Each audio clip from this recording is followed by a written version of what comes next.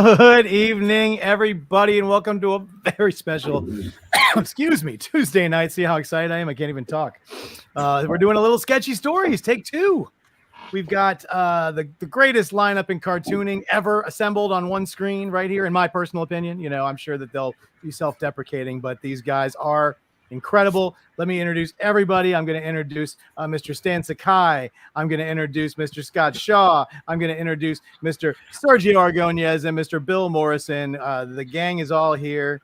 They're going to regale you with stories, and we're going to offer up some art, and it's going to be a whole lot of fun. And I guarantee you'll hear a lot more of them talking than me, which is what everybody wants. So how's everybody doing tonight? Sergio, I'm just going to jump to you first. How are you doing, sir? How is everything? I'm doing very good. I'm being very busy. I feel pretty healthy, but this okay. Everything is fine. Terrific. Nothing changed. I have a lot of work. Oh, that's good. It's a pleasure to see you. And I know it's been a minute, and we're just happy to have you join us tonight, and happy to have another one of these wonderful shows. Stan Sakai is here. Stan, how are you doing, sir? Doing okay. I'm healthy like Sergio, and I'm here in my studio and having fun. Nice. Very good. Scott, good to see you again, sir. Good to see you too. How are you? I'm doing well. I just had hand surgery a couple of weeks ago, and now my hand is younger than the rest of me. It's great. Well, for somebody who draws for a living, that's fantastic. I can't wait to see the young drawings that your hand makes. And Bill, I've been talking to Bill a little bit over the last couple of days, but how are you doing, sir? I'm doing well, as can be expected. Sharing my studio with Ken for the last couple of days. Always fun. Ken's there. You guys are going to be able to hear Ken. His mic is muted, but you know what? I have to say hi for Annika. Annika's here. Annika's running the show tonight. Ken is yes, as Bill said. As Bill said, Mr. Carson is in Detroit. He's working via Bill's extra phone and doing the best he can with what he's got. So he's letting Annika kind of pull the reins on the show tonight with all the stuff. So we're gonna do the best we can. But you're gonna be able to hear Ken. He's gonna come through a little bit on Bill's microphone, and mostly we're gonna offer up some great stuff tonight. We've got some great sketch options. Stan just announced an extra one that he's throwing in. He's gonna do some watercolors tonight. We'll give you guys all the prices and all that stuff. We've got a few sketches we're gonna start off with that we already took for these guys, and then once we get those going, we'll see if we can do some claims. And then once again, if these guys don't, if nobody's claiming up anything, or they just feel like drawing something, they're going to draw something. And it's going to be a really fun night. And like I said, the less talking I do, the more entertaining it is. So let's see. So Ken, do we have pieces to start off with for the gentleman to draw already before to get them started? We do. Yes. Annika's got that list. Awesome. Annika's got that list. That's right. We're going to make Annika do all the work tonight. Annika's gonna cry. I do have it. I do have it. That's right. Take a second. So Mi uno momento, por favor. If anybody's wondering, the camera that says Bill Morrison, where you see some artwork and a pair of hands typing, that's Ken. That's Ken. Ken is the other Bill Morrison. Okay. Ken and I have been on a bit of a tour. We went to Fan Expo Chicago. And now we're in between that show and Fan Expo Toronto. Mm-hmm. So we'll be. You were just at Terrificon, huh? What's weren't that? You just at? Weren't you at Terrificon? I didn't do Terrificon this year. No, I did Fan Expo Chicago, which I believe was last weekend, it was last weekend, but I believe that was the same weekend as Terrificon. Yeah. Yeah, so I missed that one. That was a good show, though. I think I did it last year. And, yeah, it was a lot of fun. Mm-hmm. Hope to do that one again. That was fun. Yeah. And then we just saw Stan and Scott in San Diego a couple weeks ago. That was a blast. Mm-hmm. And then let's see. Okay. So Stip has said this twice, so I'm making sure to get it on for you. Happy 40th of Usagi Yojimbo. Thank you. Almost as long as Sergio's been doing Guru. Yeah. And then also Jonathan was saying that it's been 6 months since we've had the four of y'all together. So that's exciting. 6 months. Wow. Yeah. I didn't realize it's been that long. Yeah, that was the last time we did the sketchy stories, but I'm sure you guys have gotten together in the interim, but Yeah. I'm sure we still have tons of stuff to regale us with and talk about, guys. Annika's just putting together these first couple of sketches, and then we'll get those going, and then we'll take some offers. We'll put up some options. It's going to be a whole lot of fun. Okay. So before we do start, we do have a couple. I just had it and I lost it. Yeah, we did a nice show last week that if anybody missed, I'm sorry you guys missed it, but we wanted to give people the chance to set up some of these in advance. So we did a whole show last week offering people the opportunity just to come on and go ahead and claim the first couple sketches so we could get going. And that way we can, while they're talking, we can figure out who's going to get the next ones and so on and so forth. So Who do we get? So for Stan, Azila. Who? And then for Sergio, we have a Wonder Woman. Okay, so Sergio has a Wonder Woman. All right. And then Stan has what is Zyla? We don't know what that is. Annika doesn't know what that is either. We can start with Usagi under cherry blossoms. There you go. We'll do that and we'll figure out who While I Zyla figure out what a Zyla is. So there you go. So Stan, you have a second one? Yeah, there you go. Usagi under cherry blossoms. Cherry blossoms. Okay. So my first one is Wonder Woman, right? Wonder Woman. Please. Okay, let me see if I do what they told me how to do this. Oh, this is. Watch how well you can do it. Take your time, bud.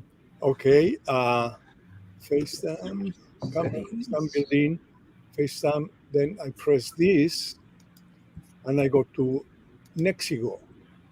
Yes. Oh my gosh, you got fantastic. Okay, so now I can start here a Wonder Woman. All right. So while he's working on that, and Stan's got one going, is that all we had set up before the show started? No. Yes. For those two gentlemen, do we have anything for Scott? I'm going to do a claim right now for Scott. I just need to make a banner real quick. Sure. We're going to throw a claim. So since the other guys are drawing, we're going to make a little claim banner for Scott. So when you guys see that pop up, if anybody wants to claim one, we're going to do that. Do we have the price list for Scott's and these options on there? I'm doing all that right now. I know you're doing it all. I'm asking way too much of you. In the meantime, Scott, if you just want to draw something incredibly awesome, feel free. 75 for a headshot, 150 for a full body. There you go. And Scott and could hello, everyone. And Bacon snuck in. Look at that. Better late than never. And thank you for coming on, buddy.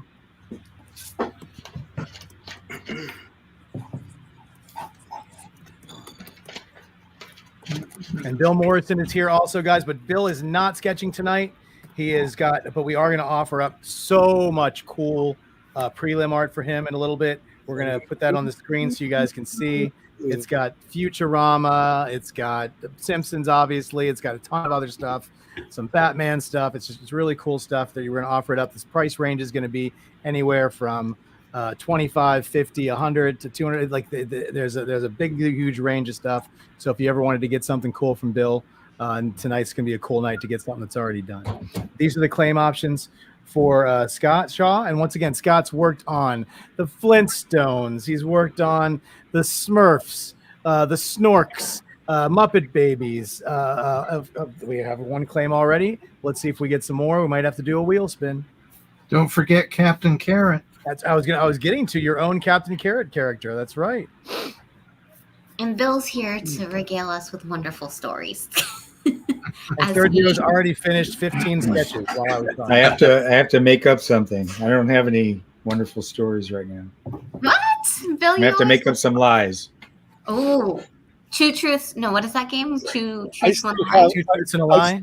I still have the old DC guides. Style guides. Ooh. So Oh wow! Is that an original one or is that one of the this new is ones? the old ones. Are you kidding? Wow!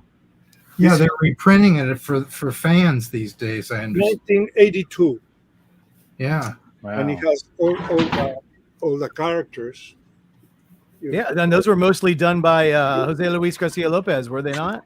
Yep. Mm-hmm. Wonder Woman. So I have to do Perfect. There you go. Oh, that's Awesome. He's got everything he needs. I do want to, if you can do this one thing, Annika, before we get started, because I got so excited I forgot to tell people the rules, because we are a live claim sketch show. Do you have the rules access? Do you have access to that? Is it going to take you 12 minutes to find that? I can just describe it. It's okay. For those of you who've never watched this before, we are a live claim sketch show. So there it is. See, so if we do, we can put the banner up like you saw. You claim. If it's 3 or less claims, we'll take the first person that wins. If it's more than 3 claims, we take the first 5 people, which I believe we have 5 claims. What we're going to do is we're going to put you guys all into a, are we, Annika, and do a wheel spin? Are we able to do that? Yep. We can do that. So we're going to put all your names in a wheel spin, guys. Spin it around, and whoever it lands on is going to get the first claim for Scott. These guys are really fast. I'm just going to tell you that. So I'm sure there's going to be a ton more claims. And like I said, once we get these guys going with conversation, it's going to be hard to get them to stop. We're just starting the engine right now. We're getting it going. So we're going to take Justin, Dagny, Erlander, Alexis, and Jason, and we're going to put you guys all in a wheel spin. James, you just missed the boat on the wheel spin. That's all right, though. Hang out. Justin, Dagny, Erlander. Earl. I don't know. Oh, well, guys. Our fearless leader just threw in a wrench from behind the screen. Just do the wheel spin first. Just go ahead. Okay. Earl, Alexis, Jason. All right. And just for S's and giggles. Yeah. Siegel. Oh, you're gonna throw me? Okay. Well, here it is, guys. So this is the one thing that I did forget to say, because these guys are such incredible artists and they draw so quickly, and we want to make sure that we get them all the money for all of this stuff as quickly as possible. We are going to be sending out invoices like almost immediately. And if you're getting a piece, you really need to pay it immediately so that we can get your piece done. What we don't want is for somebody to get a piece and then they don't pay for it, and then we end up, we're not going to stiff these guys. They did hard work. We just want to make sure that we don't get stuck with a ton of art that's left over that we then have to move. By claiming, you are under an obligation to get the piece. So please, we're going to get those invoices out to you immediately so you guys can pay those as soon as possible. It just works out best for everybody, and then we can get you your art even faster. So I'll throw that out there. All right, really quickly, I'm going to throw myself over. See, I've got a computer ready for. It's too late. And the winner is baby. Earl. Earl, you have won the claim. So you let us know what you want Scott to do and which option.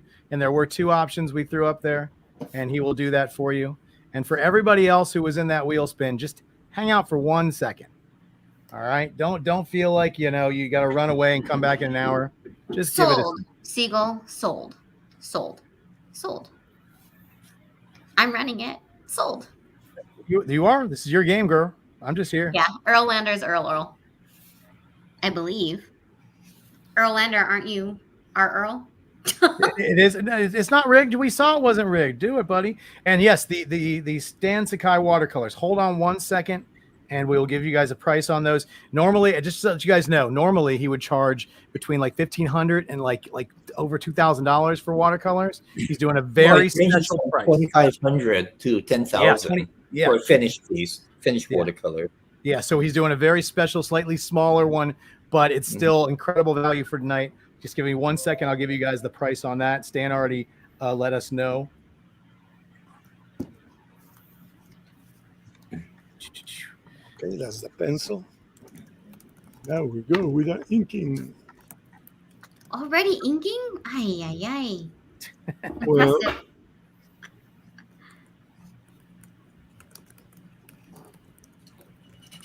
Oh, let me mute myself as I clicky clack all my banners. Oh no, you're fine. Not even that bad tonight. It's So, because I'm not using this one today. What did Earl claim? He still has not let us know yet. But James is claiming the Sonic that is being done right now. Awesome. Okie dokie. And guys, so the price on those watercolors for Stan is going to be $700. Okay, $700. Excuse me again. Excuse me. Oh, I need a sip of something. And you can, and he'll do watercolors. I don't know how Stan exactly works the watercolors. I don't know if he could turn this one into a watercolor or not. I don't even know if this person would want it to be the one. Watercolors. Are Like different, here's examples of a couple of watercolors that have already Sure. been made. So they're smaller. They're a little larger than 5x7. I started doing these at San Diego Con. Those are And fantastic. also, I figured that you can start a drawing and then finish it later, so you can do more for other people. Yeah. That's true. That's true. And once again, the person he's doing the sketch for right now, the Usagi under cherry blossoms, was already claimed last week. So that one already we know is black and white. So we don't have to worry about that one. But yeah, so if anybody wants to, once we put up Stan's prices for everything, the watercolors, if you want that, it'll be $700. And guys, we're going to do wheel spins for all the guys. It's all coming up. We're just getting all the logistical stuff worked out right now. And like I said, the plan is for me not to talk so much. Bill has to make up some stories. He's thinking of stuff to make up right now. Yeah, I've told so many stories over the years, so many times. I can't remember what I don't want to repeat myself, so I can't remember what we talked about last time. I think we've all got a million stories, but you guys have heard me tell stories. What's a good one? I need some prompts here.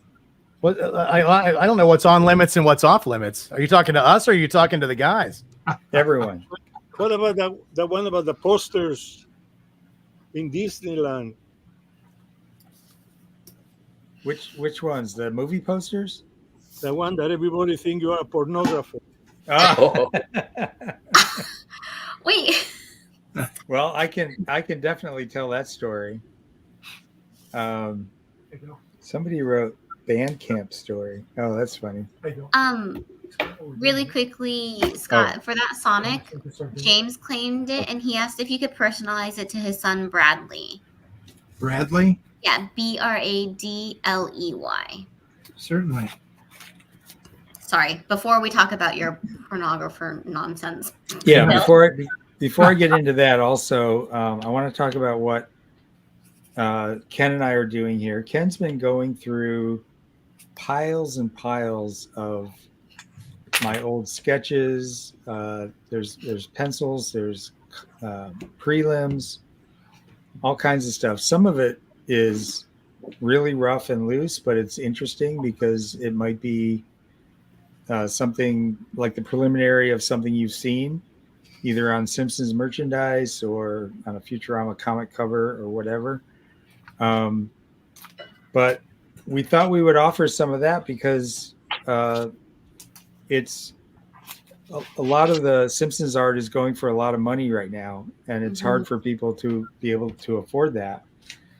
So we thought, well, let's offer up some of the stuff that's more prelim, that's also more affordable. So Ken is, Can they hear me? Yeah, we can hear you. Can everyone hear Ken? So what we have is a ton of prelims, guys, and I'm going to show them. You guys can see this number right here, this number one. It's you're very small. When you're ready, we can make him big just for 1 second so we can let people know. Hold on 1 second. Oops, that's the wrong one. That's okay. Take your time. Woo! Sorry, I'm distracted. That's okay. That Sergio looks nice though. I like seeing that. All right, so you see, guys. So what he's going to do is when it's time to show off some Bill stuff, you can see that number. So what Ken's going to do, he's only going to go through this stuff once. If you want to rewatch, if you want to go back and look at stuff, what did we decide, Ken? Were you going to do it for just 24 hours? 24 hours. This number will note which number the piece is. Yeah. I'll have a sticker on it of how much it is, and the first one to claim it gets it.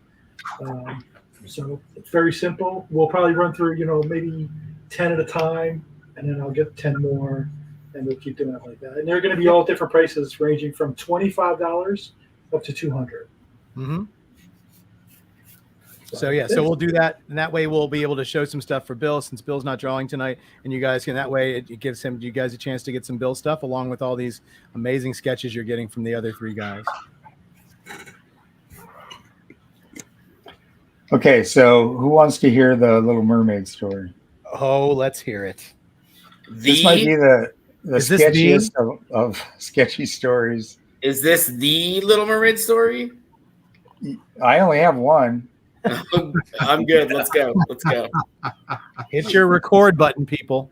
Did we? Sorry, before we start, did we give Scott Earls? Oh no, yeah. Wait, so the next one we got for you, Scott, is a full body Knuckles in a boxing pose like Ali, if possible. Well, that's a lot of research. What is Knuckles? Knuckles, very popular now, has his own little mini series on. I think is it Prime or is it Hulu? I can't even remember which one it's on. Earl, that invoice has been sent. Please make sure you pay for it pretty quick.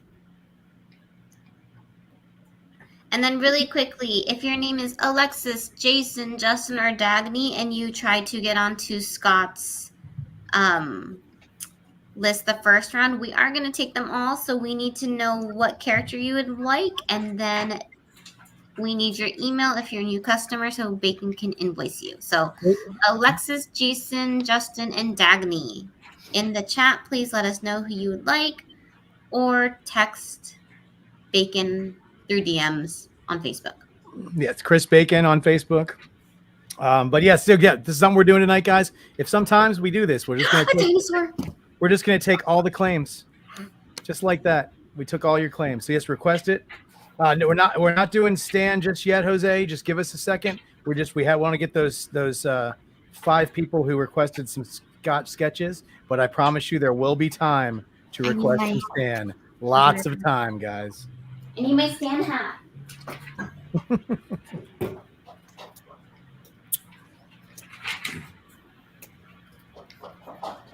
Jose, when Annika posts up, you'll see it at the bottom. It'll say claim Stan. And when that happens, just type claim in the chat. And if you're one of the first 5, we'll go from there. Right. Wait, I'm gonna make myself big real quick. There's And just to let you guys. Oh, look at that! Look at that! Look at every year she gets Stan to draw something new on it. It's my Stan hat. That's all. Don't copy me. And just so you know, guys, Sergio hasn't been on, and like I said, here in 6 months. I don't know that he's been doing. I don't think he's been doing any public appearances. And so, if you guys want something from Mr. Sergio Aragones, this is a very, very good chance to get something. And we cannot say when he is going to be publicly available again to do great stuff like this. So you should definitely jump on and get something from him when you have the chance. Okay, Bacon, they are coming in. I know, I'm looking. Okay, cool. Awesome. If you have any questions about anything, Bacon, yeah, just throw it out there or let us know. And then we'll very soon, look at that. Sergio is already completed that one. Do we have another one for Sergio in the pipe? I believe we do. Yes. Do you want to say it, Annika? Oh, I lost it. I'm sorry. I'm like juggling like 10 different screens. Stan, it's Zilla. For Sergio, we're doing Sergio now. Oh, Sergio. Okay. Well, or what Stan's done too. So Zilla is the other one. Yes. Oh, okay. And I'm finished with this one. Who is this for? That is for. I'm sorry. That was the Yosagi with blossoms. Yeah. That's David Desmond. Dave. Yeah. Dave. Yeah, just Yes, Dave sir. Desmond. Mm-hmm. Because And it's a for quick sketch I want to write. For Sergio, you did Wonder Woman. So the next one is Gru and Referto. Oh, Gru and Referto. Now, how many more do we have for Sergio? Just so I know.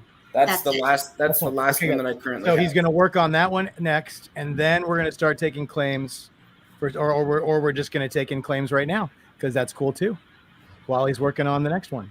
So he's going to do the Gru and Referto, and then yeah, this is it, guys. So type claim in the chat. We'll take some claims for Sergio. If anybody's interested, they're going to be, like I said, we're doing $750 for Sergio. This might be your only chance to get one of these. I don't know that he's doing another public show around. We understand these are a little pricey, so take your time. Think about it a second. Think about what you really want. Look at that. Awesome. Can we blow up that Wonder Woman, Annika? Yes. Lord have mercy. I know. I'm sorry, huh? I'm making you do all the work. Look at that. And look at them running away. I love it. Oh my gosh, that's so good, them running. They're like, no. Yeah, and by the way, the pronunciation of my last name in Spanish will be Aragones, but in English is Aragones. Oh. Aragones? Yes, Oh, Aragones, Aragones. Aragones? Yeah, Jeff, I think you're adding a tilde on the. Yeah. on the end. I'm adding more syllables. Yeah, Aragones, Aragones. Sergio. Aragon. Okay, so Oh, see, now I'm gonna tongue tie it. Now you're gonna mess it up. this I'm is just done. gonna say Sergio. Ha! That's it. Okay. Perfect. Thank you. Please do. Really quickly. He's like, stop butchering my name. David Lamb, Jason Williams, and N. Steele. Please I type think claims. And I recognize. Do I recognize any of these names, Bacon? no. Jason Williams, I have your claim. I see what it is. Can you please message me on Facebook with your email for PayPal invoicing? And he is also requesting for a Sergio. So Okay, Jason. the Wonder Woman is for whom? The Wonder Woman is for Dave. The Wonder Woman, no, sorry, is for Roger. Roger. I just put it on the back, so I know what I'm doing. All right. So for Jason and for N Steele, so we only got 3 claims. So we take the first claim, which is why David's got the Sergio claim there. Just so you guys know. Okay. So that's it. That's that. Beautiful. But hang out, Jason and Steele. We're gonna definitely have some more claims. And Sergio is known as the fastest cartoonist in the West. No. I was fast when I was younger. Now I'm probably in 10th or 11th place. So don't worry about it. Well, that's been very fast. Wait. So are any of the people who are in 10th through first place here tonight? I don't know. Would you say Bill or Stan? It's or sure Scott? not me. No. Really That's why quickly, you guys. We're just trying to get all of these before we actually start talking so that we can just have a fluid drawing and more talking and less claiming. So, Jason, David, and Steele, can you please list what you would like for Sergio?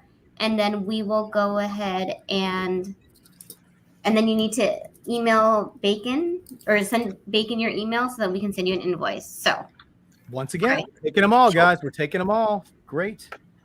And we are going to, in just a second, guys, as soon as we get the guys on what they're drawing next, we're going to show the first 10 prelims for Bill, okay? Jason Williams. And then, Bacon, you have Jason Williams, apparently.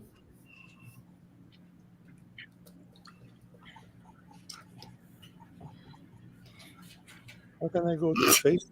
James. Bill. Seagull's asking, can you draw a Little Mermaid castle? All right, so we haven't gotten to the story yet. We're going to get there. We just keep interrupting him with trying to get this. Yeah, I can't draw that live without being canceled. David Lamb, I will certainly go ahead and ask.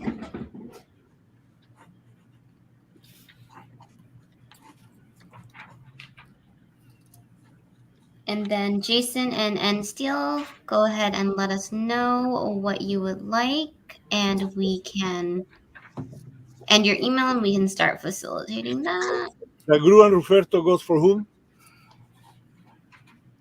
Well, 1 second. I have a picture of it. Bacon, you're muted. The Grun Ruferto is for Jim. Yes, Jim. Thank you, Yeah. Jeff. How Yep. can I make this larger? What do I press?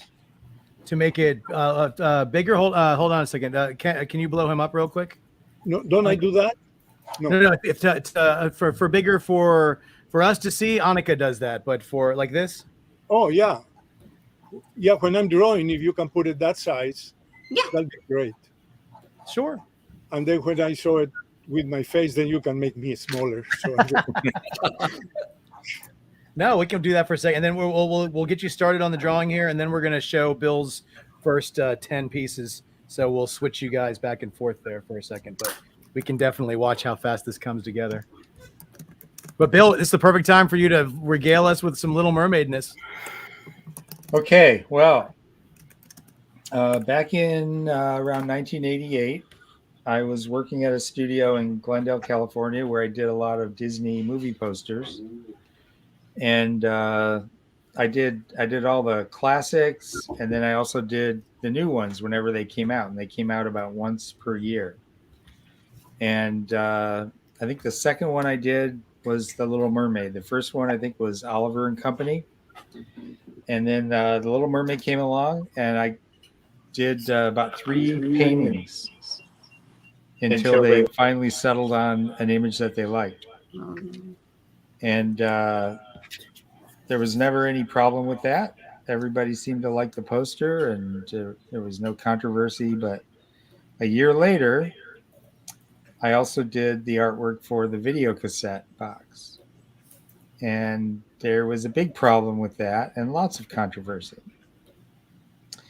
And the way it came about was an art director from Disney Home Video came to our studio, and he had this piece of art with him, and it was like a wraparound image. So it was horizontal, and it had on the front, it had the under the sea scene. So it had all the fish musicians playing instruments, and then Ariel was in there, and pretty much all the characters, Sebastian and etc.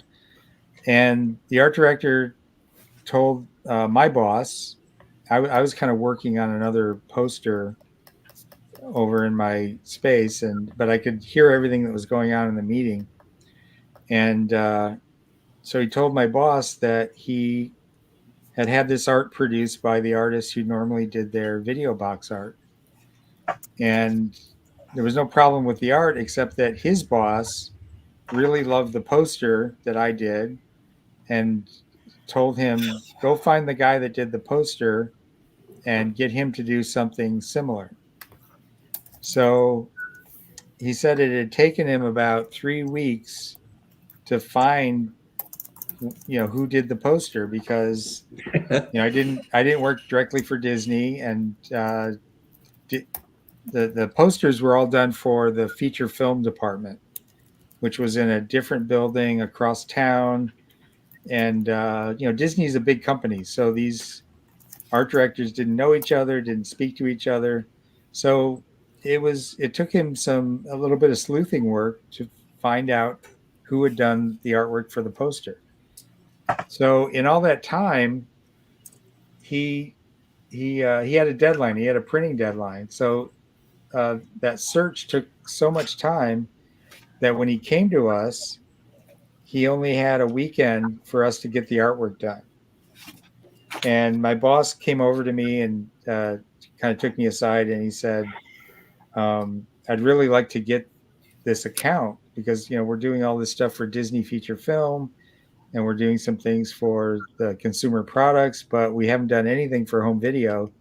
So it would be really, it would help the studio a lot if we could pick up this account. And so I agreed. I said, sure. And the art director sent over a new layout, which was just a rough sketch of, it looked like the poster, but some characters were moved around a little bit, and it was a different aspect ratio. And I got to work. So I worked all weekend. I think this might have been on a Thursday. So I worked Friday, Saturday, Sunday. And the only thing I can think in terms of what happened is that I think I spent a lot of time on the characters. And because I wasn't used to churning out a piece like that in such a short amount of time, I didn't pace myself as well as I could have. So when it came time to do the background, including the castle, I just kind of phoned it in. I put in as much detail as I could, but it wasn't a lot. So I made the deadline. The artwork went to Disney. They approved it. It went to the printer. And the day the video came out, a kid from my church called me.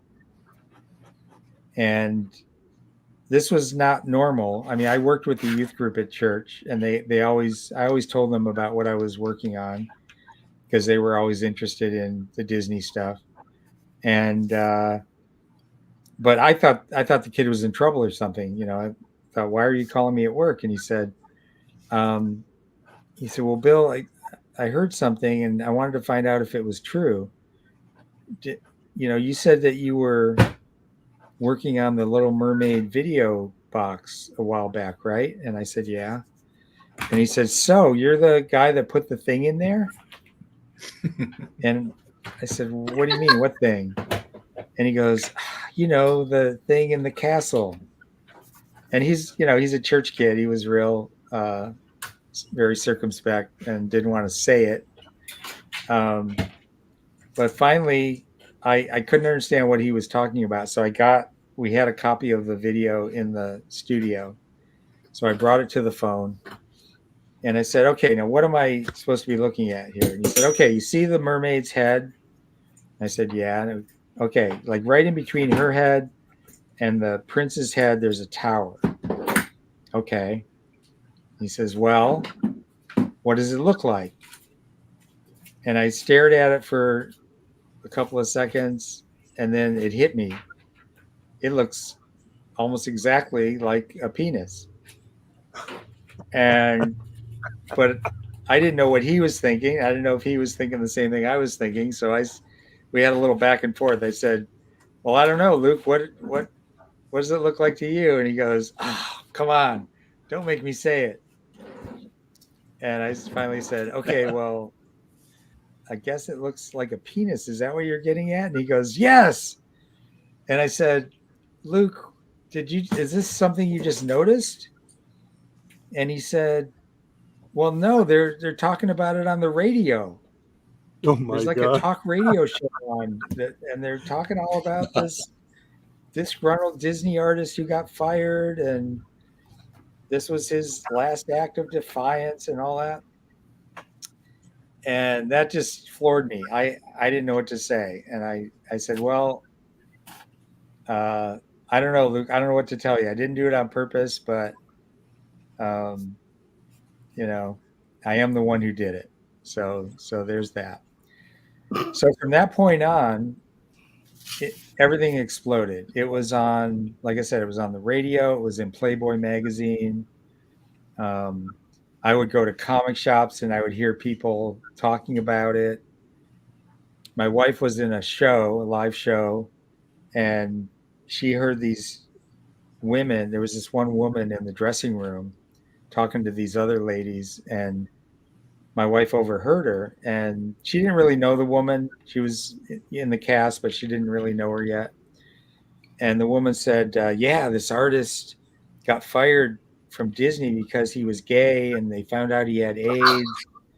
And yeah, every time somebody told this story, it got bigger. It was like a game of telephone. And so it got more and more salacious every time somebody told it. And so my wife's listening to this lady, and finally she's getting kind of angry, and she finally decided, okay, I can't let this stand. I got to go over and set her straight. So she goes over and she's like, excuse me, I didn't mean to eavesdrop, but I couldn't help hearing you. I just want you to know everything you just said about the Little Mermaid video is not true. And in reality, my husband is the artist who did it.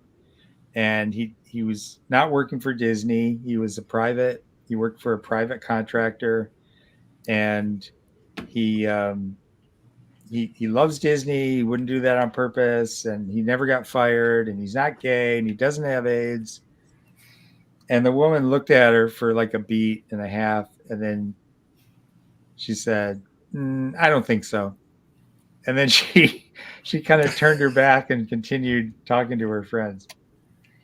Wow. So my wife just threw up her hands and said, okay, there's nothing I can do. People want to believe the most salacious version of the story. They don't want to believe the truth. But that's not how you told me the story. You told me that, hey, Sergio, I'm going to draw a poster right now. I'm going to put a penis instead of a tower. Yeah, Bill, don't you remember that? I believe Sergio. You know, Disney just fired me because I'm gay. Bill's just lucky that his young friend didn't tell his parents. And then Bill told me to say penis. No. yeah. The thing about gay, So that was true. proven differently by Bill. So it's had nothing to do with that drawing. So Oh did my- your studio get more work because of it from Disney? Well, actually, yeah. Look at that. I was working on the poster art for The Prince and the Pauper right around the time this whole thing happened. And so my boss, every time I finished a painting, he would be the one to take it into Disney and get notes. So if they had any corrections or anything, he would come back and relay those to me, and I would make the fixes, and then we would send it back. And so he came back with the Prince and the Pauper art, and he said, "Man, I wasn't ready for what I walked into, but while I was waiting to talk to the art directors, I heard them having a discussion. I overheard, and I heard one of them say they were talking about the Little Mermaid scandal, and he said I heard one of them say, 'Well, I'll tell you what, if I ever find out who did it, I'll make sure he never works for Disney again.'" Yeah. So he was sitting there thinking, "Oh my God, this is." I mean, we were doing so much Disney work at the time. It had to be at least 75% of the work that we were doing in the studio. So if we were suddenly cut off from that, it would have been a disaster. And so he sat there thinking, well, maybe I should keep my mouth shut and they'll never find out that it came from my studio and that Bill painted it. But then the more he thought about it, the more he realized they might find out anyway and then never won't return my call. So he decided to go in and confess. So he walked up to the art directors and he said, "Hey, listen, guys, I heard what you were saying, and I just want you to know that artwork came out of my studio, and it was done by Bill Morrison. And Bill, he wouldn't do that on purpose." And their jaws dropped. And he said it took him a solid 20 minutes of arguing to convince them that I didn't do it on purpose. And when he left, he still wasn't really sure. He said they said they believed him, but they could have just been saying that to get rid of him, Wow. So when we got the first phone call for the next job, that was kind of the first time we breathed a sigh of relief and realized that they weren't going to cut us off. And when this whole thing was breaking, we used to work late in the studio, and we would always have the TV on. And we had like a main TV that was wired into we had little TVs in all of our workspaces. So we would all kind of watch the same thing. And Channel 7 or ABC News came on at 6 or 7 one night, and they were doing a story on the Little Mermaid scandal. So we all, got excited and, waited and tuned in when they finally delivered the story. And they actually showed the lady who lived in Arizona, who was basically ground zero for the whole scandal, because her husband brought the video home from the video store, and he, I guess probably popped it into the VCR for the kids, and then went over to his wife and he said, "Hey, honey, check this out." And I guess he thought it was funny. He sees this penis on the cover of a children's video, and he kind of elbows his wife and says, "Hey, honey, check this out." And she did not think it was funny, and she stormed down. She was like the original Karen. She stormed down to the video store, and she demanded that they take it off the shelves. And so I saw this lady being interviewed on ABC News. and they actually had a pan shot of the video store of the shelf that all the videos were on.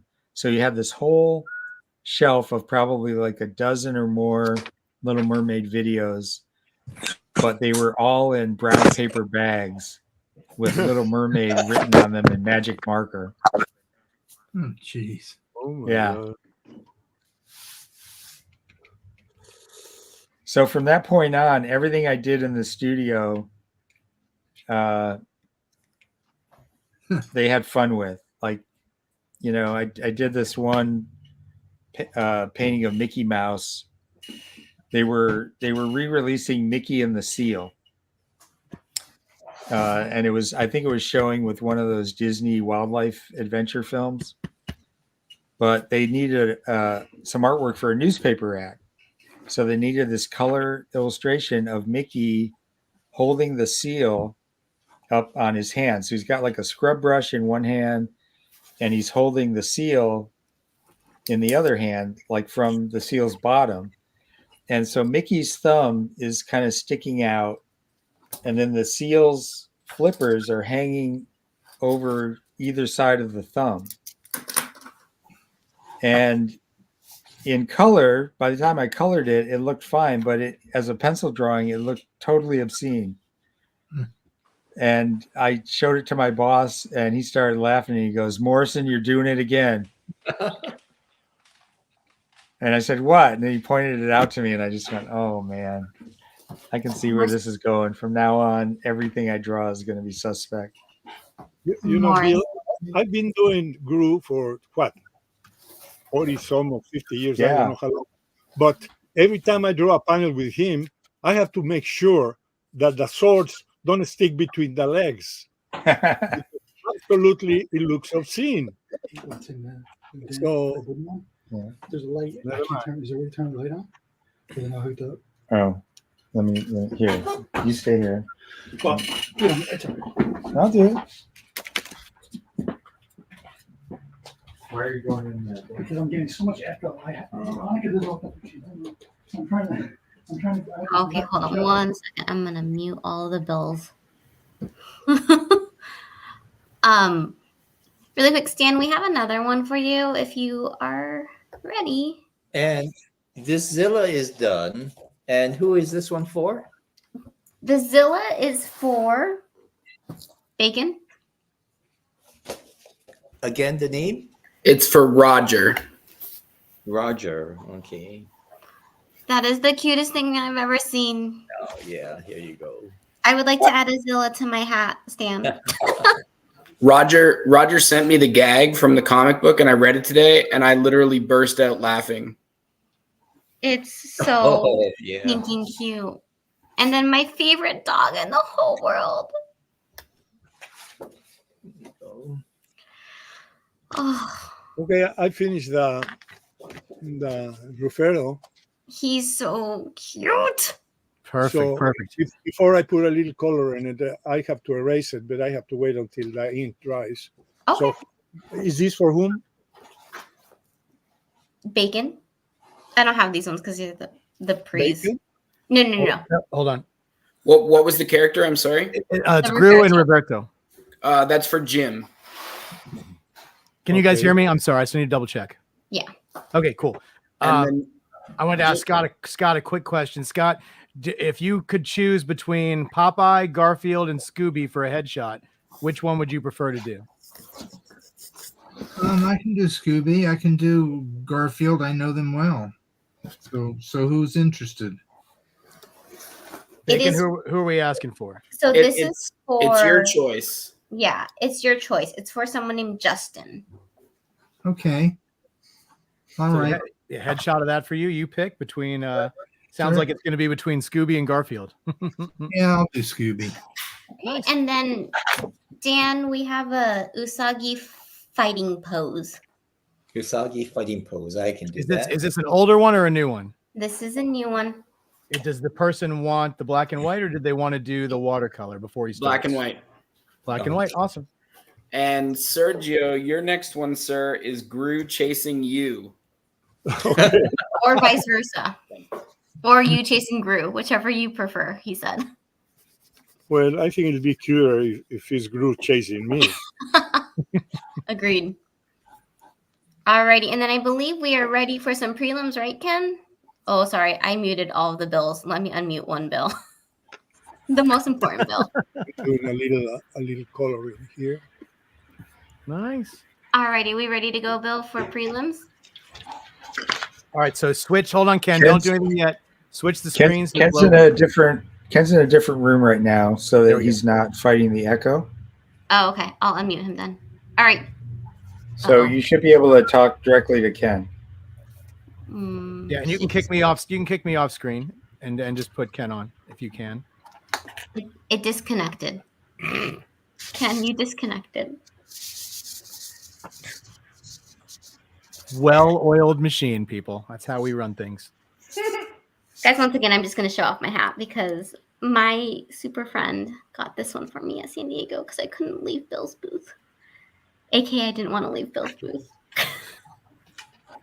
There was no one chaining me to the booth. My feet really hurt. But you too can start your own Stan Sakai hat.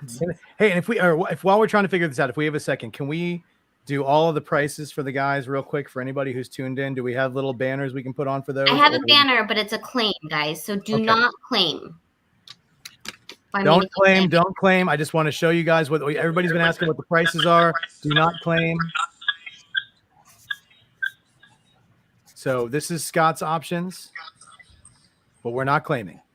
No claiming. I mean, you could claim, but well, all right. Well, don't open. That's a Pandora's box. We do not want to open right now because we already have a few for Sergio. We're going to take lots more, guys. Marcus and ML, quit being professional troublemakers. Or continue, because I live for troublemakers.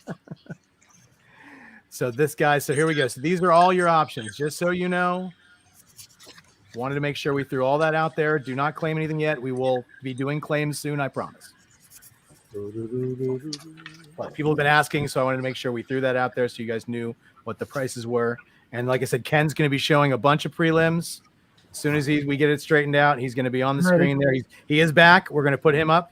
So Ken, whenever you're ready, he's going to show the first 10 or so prelims for Bill, and we'll get those going. We're doing this from a different room. So a little bit higher, push it up a little higher. Not closer, but just taller, like further, more forward. I don't know the direction I'm talking. Perfect. Up. There you go. $25, guys. The little Homer. Little Homer. Perfect. That's going to be number one. And as we said earlier, these numbers are going to be forever, guys. These are only going to be available for 24 hours. First come, first serve. You can claim it by number. The prices vary between $25, $50, $100, $200, somewhere in that range. And everyone has a price on it. Look at that. Jack Kirby, head in a jar head. $25. So that was that one for Jim. I put a little color in it. No, it's so Yes, the Roferto was for Jim. Okay, I have so a drawing of Sergio as a head in a jar somewhere, but I couldn't find it. That's only $35. That was from Futurama. Yeah, but I did one for the comics. Oh, Before they did it on the show, I did one in the comics for a story that Ian Boothby wrote. and it was you, Will Eisner, Jack Kirby, Nixon, and Dan DiCarlo. Oh, Justin, are you claiming 3? Just so I know. When you guys are claiming these, just type claim build 3 or something. So I'm sure for anybody who wants any of these that we're showing off. And like I said, Could you hold up the drawing of Jack Kirby again, please? oh, Ken, would you go back and show number 2 for Scott? Close a little closer to the camera so we can make it nice and big. Oh, look at that. $25? Yep. I'll buy it. Boom. Done. You guys have competition out there in chat land. Well, I just did a cartoon about Jack drawing my version, so seeing Bill's is very appealing. All right. And Ken, you can pull the third one of Leela, number 3. That one is sold to Justin Butler.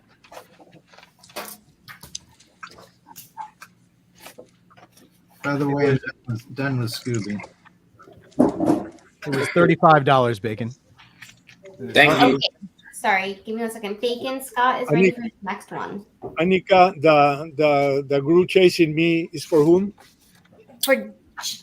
For Jason. Jason. Okay, I have it written on the back. And I will start in a second. There we go. A $40. That is a Matt Groening head in a jar. Number 5. I need some research to draw me. No.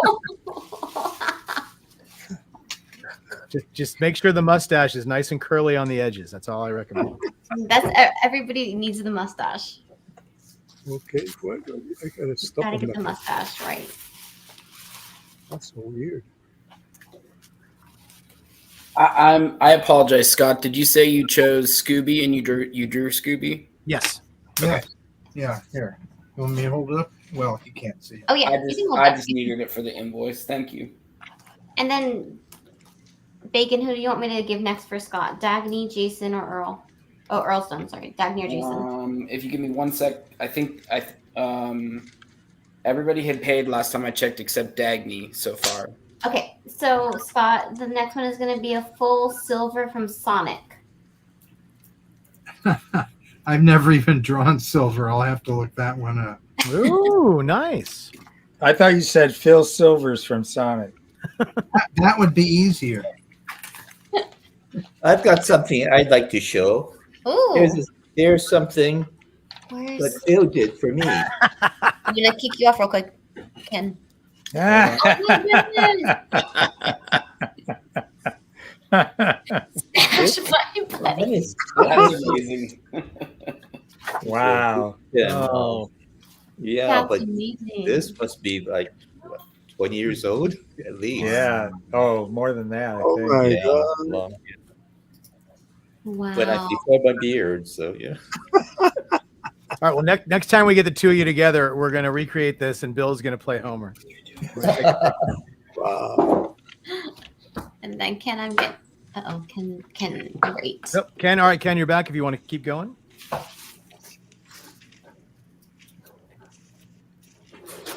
Woo. Stepping on something. John asked if anybody claimed the thing that Scott's drawing yet. Nobody has. John, if you like it, it's all yours. Just say you want it. And his head sketches are $75, so that is your price. 4% processing, 25 shipping. Good job, Becker. I mean, Annika. I am way cuter than Becker. Well, that's true. Because I'm a girl. He is pretty cute. Come on. He's a cutie pie. But we're different types of cute. Becker also eats pasta out of bags, so I don't know how much we can trust him. And Annika, I reloaded and everyone is paid now. All right, so I can just give them Oh, away. we lost your camera. Oh, it's back. There it is. Sorry. And John is going to claim that. So Scott, that thing is claimed. You can write John V on the back of it if you'd like. Do you want me to sign it to him, or just on the back? I just meant so that we could keep track of whose it is. If he wants you to personalize it, he will let me know. I'm guessing. But Okay. right now, just meant on the back. You can make it out to John with an HV. Becker got stuck at work. Roger Becker had he's in H. He's in heck. Just stuck at work. Oh Oh, there's tons of cute ones like this, Annika. You're gonna be having to bite your tongue and not. no! cry. I already bought some. I got my bill fixed at San Diego. I can get another bill fixed in real life. It's fine. Just gonna close my eyes. I got some really good golf ones though, guys. If anyone collects Bill characters golfing, I think that's my new niche, Bill. Characters by Bill that golf. Are you a golfer yourself? I'm not. It's just my excuse to try and get comic art hung up in my husband's office Ah. or in our house. Ken, can you slide that over so we can see the price? I'm sorry. There we go. $50, guys. $50 for Wow. all that action. That's from the Simpsons pinball game. I have that. I can see that. That's the back glass. Pretty low. Wow. I have that pinball machine. Yeah. I gave the thing a little bit more gravitas. So that Oh, I'm gonna put you up real quick, Scott. Sorry, Ken. Oh, look. all Oh. right, back to silver. Alrighty, Ken. Back to you. No, you guys can keep. I'm gonna get some more for next time. Nice. Oh yeah, let's get on Stan here. So Stan, I want to hear a Stan story. You got to have a story in there. Come on, give us a nice story we haven't heard before. Oh, Can you top the church group chatter of Bill Morrison? yeah, I can't. One of my favorite Sergio stories is that when Sergio and I went to Norway, and we were in Oslo, and there's this beautiful park there. It's full of statues, and so we spent the day there. It was all the statues, hundreds of statues, all built, all carved by one artist. But that's not part of the story. When we're walking through the park, and this is in Oslo, we have to go under a tree that was full of berries, and I just wondered aloud, I wonder if these berries are edible. And Sergio says, "Let's see." And he pops it into his mouth and starts chewing. And then he makes this horrendous face, and then he spits it out and keeps spitting for a while just to clear his mouth. And then, "Are you okay?" And I'm watching him, and he seems fine. And we continue walking. And about 5 minutes later, he just says, that has a nice aftertaste. Ooh. Oh my god. And then Scott, I'm so sorry. John was asking if you could hold up the thing head sketch one more time because he didn't get to see it Oh, okay. in all its glory. Well, let's just make sure I'm not holding up the thing that Bill was talking about. There he is. Oh, that's gorgeous. Right out of the I love cartoon. Perfect. It's like a happy-go-lucky thing. Yeah, I was the Fantastic Four were always my only really superheroes other than Wonder War Dog that I really loved. And I actually got to work on an episode of the Fantastic Four back when Larry Houston was doing the show. And it was really fun we had one, it was kind of a comedy episode with the Impossible Man. So I really enjoyed being able to draw the Thing and Johnny Storm on that one.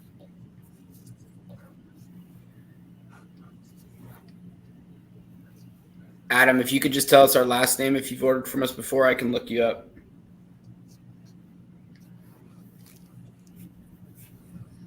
Yes, all we're seeing is Adam, and so we need something a little more to go on than that.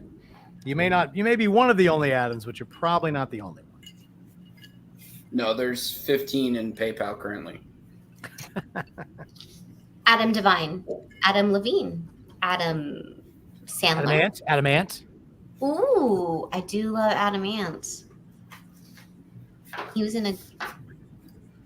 an 80s star, right? Yeah. Very nice. My favorite. I was having a conversation with Ken earlier because Bill was showing us some more of his prelims, and he did some more heads in the jar, and one of them was George Foreman, and the other one was a person who used to do impersonations, and I made a bet that you would not know who Rich Little was if I told you his name. Me, I wouldn't know. Okay, I win. Bacon, did you see David Lamb's? Yeah, I sent a question in the Facebook chat, the live chat, and I got Adam. Thank you, Adam. I don't know how to answer that question, Bacon. David, the 4C email? And also, can you just clarify what you mean? Did you want both Sergio and Stan on the same one? Because that's not possible tonight. No. He wants if Why not? Sergio to draw both. If possible.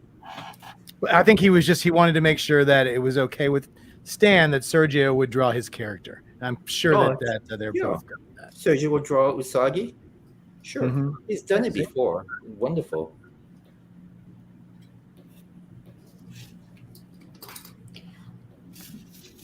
Adam sent you a message, Bacon. I got And it. David Lamb, sorry, I will open up the 4C email.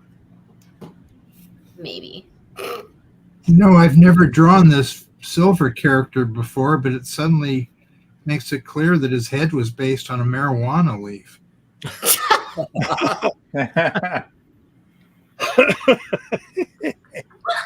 And believe me, I've researched that. That's amazing. And Joel wants to know, Bill, since you're a big Disney fan, do you have a favorite Disneyland ride? Huh. It's a small world after all. Oh, no. no. It's always stuck in everyone's head. Small world after all is a small world. Oh no. All right, that's a vocal snippet from 106.25 that we're going to record and play over and over and over. This will be a new theme song. Exactly. That's how we'll open the show from now on. Sergio singing "It's a Small World." That thing's going to be big on Spotify, I'll tell you. Well, there was a ride that I used to love when I was like before I could drive, called Autopia. Oh, I love that one. And that was a cool ride it's not such a great ride for adults who know how to drive. Because it's just kind of slow and boring. But if you're a kid and you actually get to get behind the wheel of a car and drive it, that was pretty great. And Scott will appreciate this. Do you remember when Todd Rundgren resurrected the Cars as the new Cars? Oh, absolutely. And so half of the band was Utopia and the other half was the Cars. And I thought they should have named the band Autopia. Yes, you should have. My Sorry, favorite ride was the submarine. Our email is 4C Comic or 4C Comics? 4C Comic Art at gmail.com. Can we? I have the password.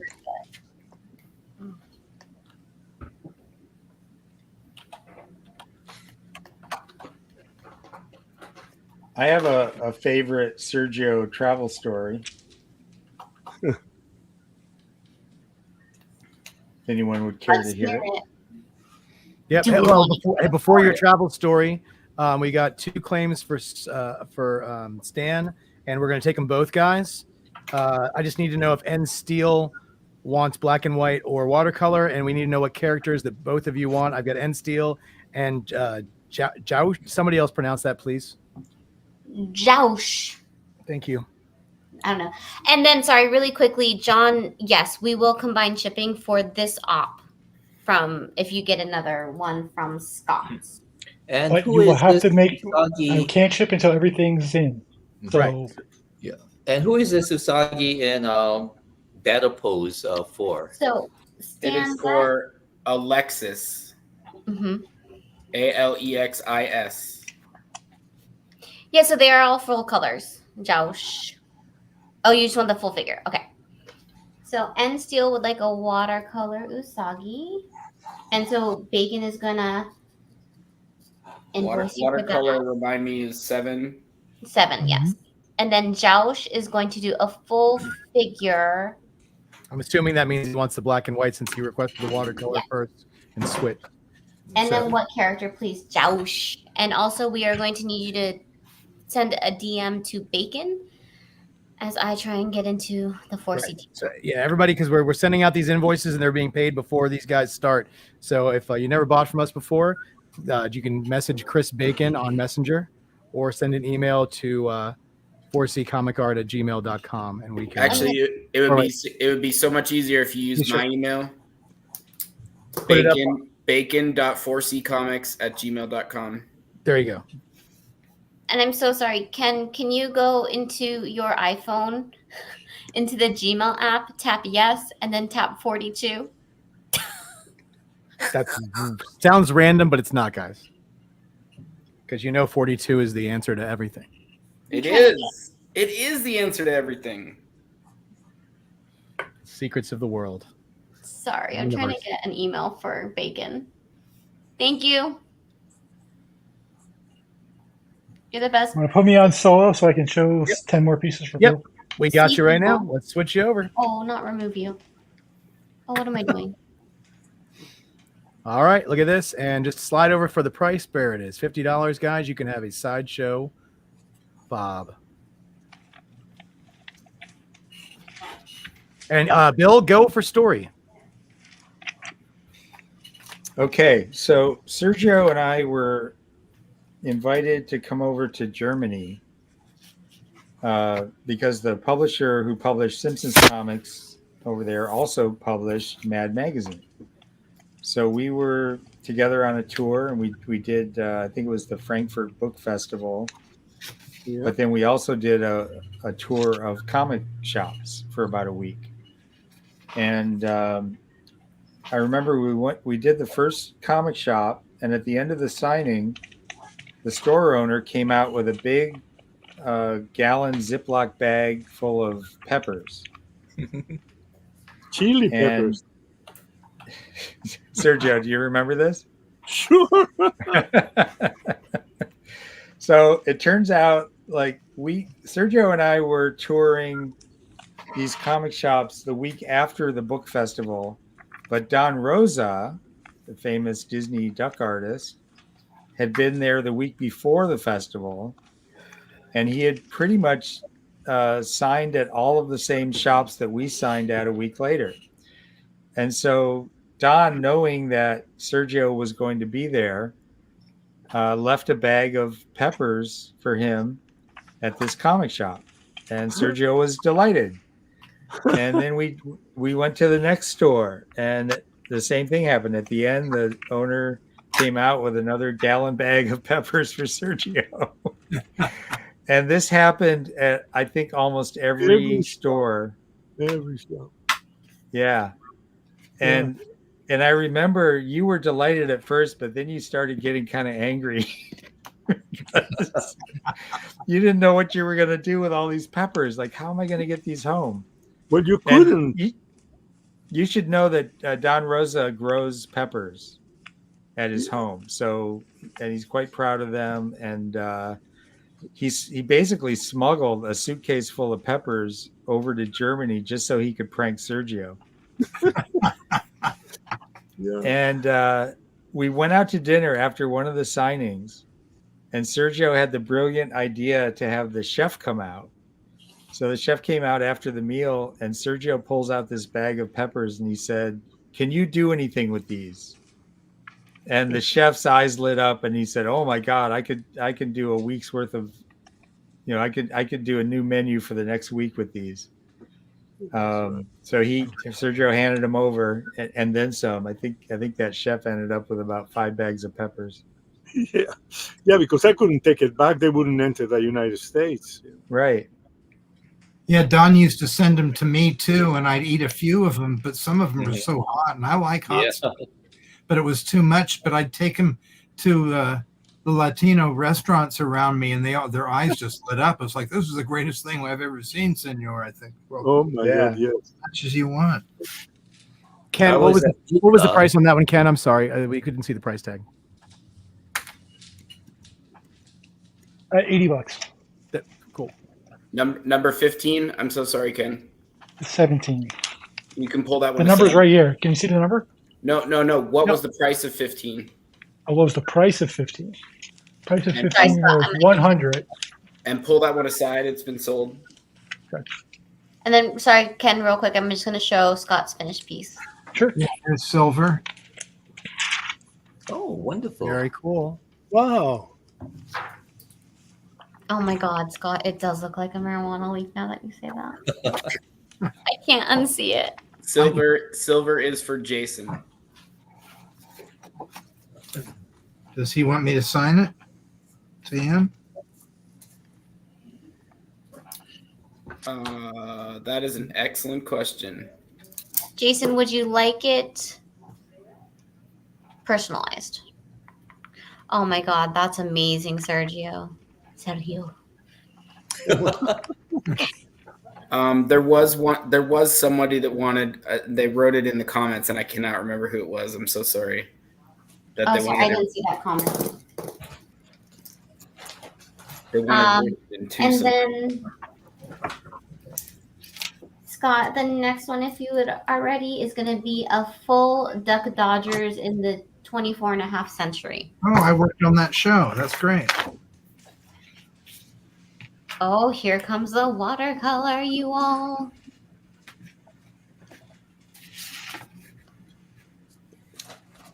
I was at Lucca one year in Italy, Lucca festival, and my publisher said, "Oh, some guy left this bag for you." And of course, it was a bag of peppers from Don Rosa, and I said, "Oh yeah, Don Rosa, he's here. He left that bag," and he said, "Oh, that was Don Rosa. Oh, I love his work." Oh, you know what, Scott? I'm so sorry. I did write it down. Can you personalize that to Warren? Which one? The Silver? the Marinana. I can't even speak. Silver. The silver. Yes. But who should I send this to? Warren, Warren. You know, speaking of food and Sergio, when Sergio used to be next to me at the show, people would bring him lots of food. And he'd say, "Okay, thank you very much." And then when they're gone, he'd try to give it to me. I'd say, "Why are you giving this to me?" He goes, "I don't know, maybe it's poison."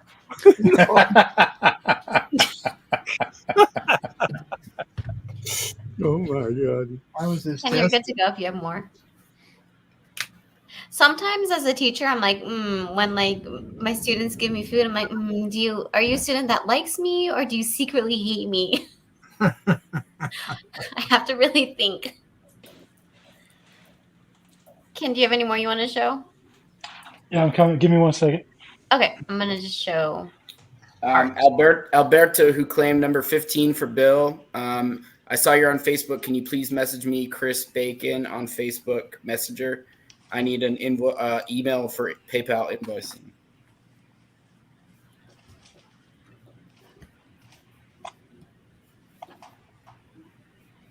Oh my gosh, with the papers flying. That's insane. Who is this for? Sergio? This is for Jason. Jason, I hate you. Officially. I don't like you anymore, Jason. We've never met you. But I'm very jealous of you. David Lamb, your invoice has been sent. I don't know, ML. Where is he? I think Ranga's sale this weekend on yesterday or Yeah, he had a drop. yeah, went gangbusters.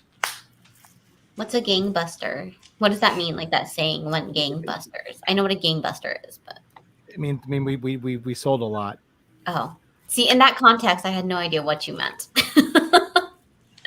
You guys, and I'm gonna do because Mr. Scott Shaw is almost done with his claims. I'm gonna add another one just in case, because he's so quick. Oh my gosh! On the solo, Annika? Yes.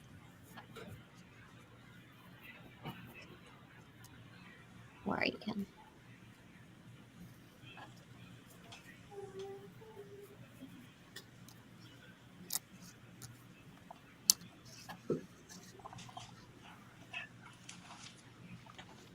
Emilio, I feel I you. do have something I'd like to plug. Ooh, yes. There's an online streaming game called Roblox. Yes. And I think Usagi will have a Roblox game. I think beginning the fall. Wow. And it's a free game. I've never played it, but yeah, it's free online. That's huge. My students all love Roblox. It's all they talk about. Yeah, it's really popular. Yeah. So you can plug Usagi, have them play the Usagi game. That's amazing. I will let them know. That's really cool. Roger, I believe, Scott, are you willing to do 2 characters on a page is the question? Yeah, I can do it on a bigger piece of paper. There you go. And then John, so Roger just beat the price for 2 characters, but he'll put him on 1. And then full figure characters.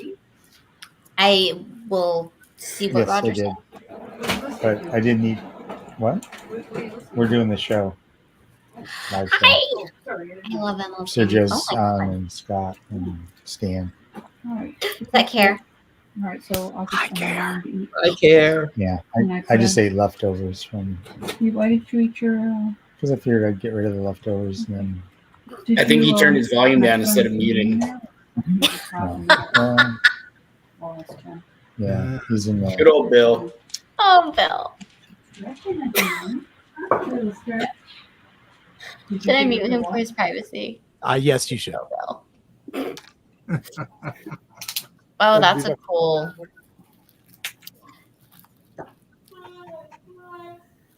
That's an awesome Stanley. That's amazing. So yes, Roger Ash, he will.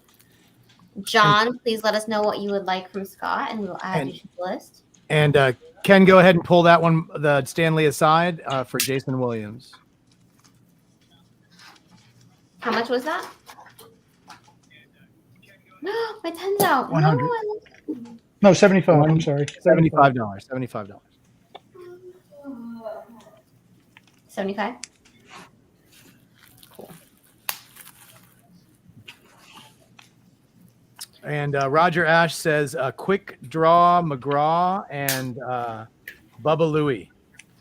Oh, full figures? Yes, on the same page. Oh, that'd be fun. I think a lot of us people that worked in animation and liked Hanna-Barbera stuff all kind of agree that Quick Draw McGraw Show was probably the funniest show they ever produced. And yet, for some reason, I think it's a music issue. They've never released any of them, maybe one episode DVD, but they're still not available. And then that's interesting. Roger, is it a full figure or not full figure? As my pen dies, so sad. I have a full figure, There, extra full. Scott, I forgot how funny you are. This is also part of the reason why I never left Bill's table, y'all, because Scott was right next to us. Yeah, and I'll tell you, all of you were a big help to me. I really appreciated it. Oh, anytime, Scott. Yeah, I was very busy at the show this year. You were very busy, and then a lot of people came just to say hi. You and Bill were very popular.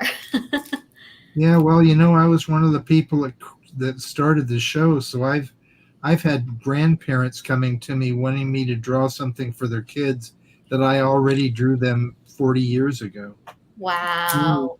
Very interesting to see how fandom has changed in a good way for the most part. Oh, yeah. Annika, can you remind me what Josh claimed? Yes, Josh claimed from Stan Lee a full figure, and it was like a half and half thingy. Color or black and white? Black and white. And what was the character? He was, if it's okay with Stan, he wanted half Usagi, half Jason, if possible. If not, just Usagi.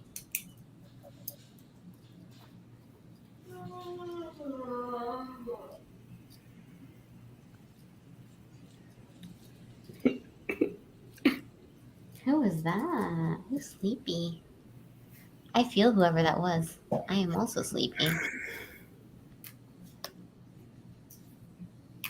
These are insane prices, Ken. You think? I do think.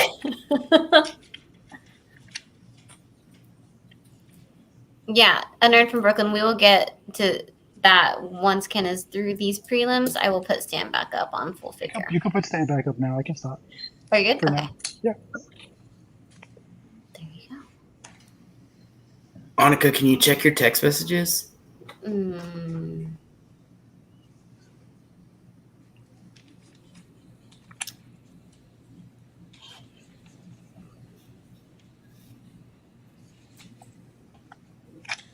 Why do you sound so weird saying it like that? It was a whisper. Why? That is not even close to a whisper, you weirdo. It sounded like it was like he was breaking up with you via text.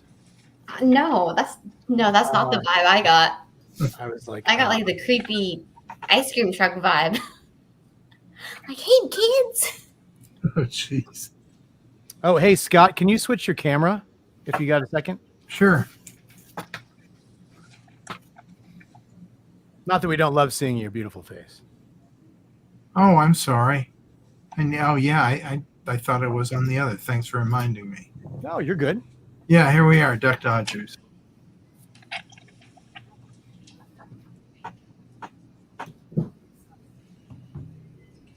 Wow. That's so cool, Stan. Yeah, you guys are definitely getting a deal with these.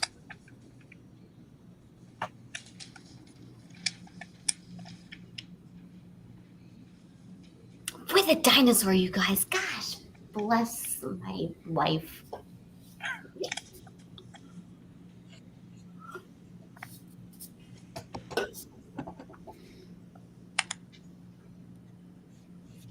Bill's not here. I'll write that down to remind Ken later. What's to that? have him. Oh, on number 15, if you could put a Post-it note on it, he would just like it if Bill would personalize it. Write down his. This is from his personal collection. Bill, say no. Oh no, guys, I'm getting spicy. I'm so sorry. I will tone it down.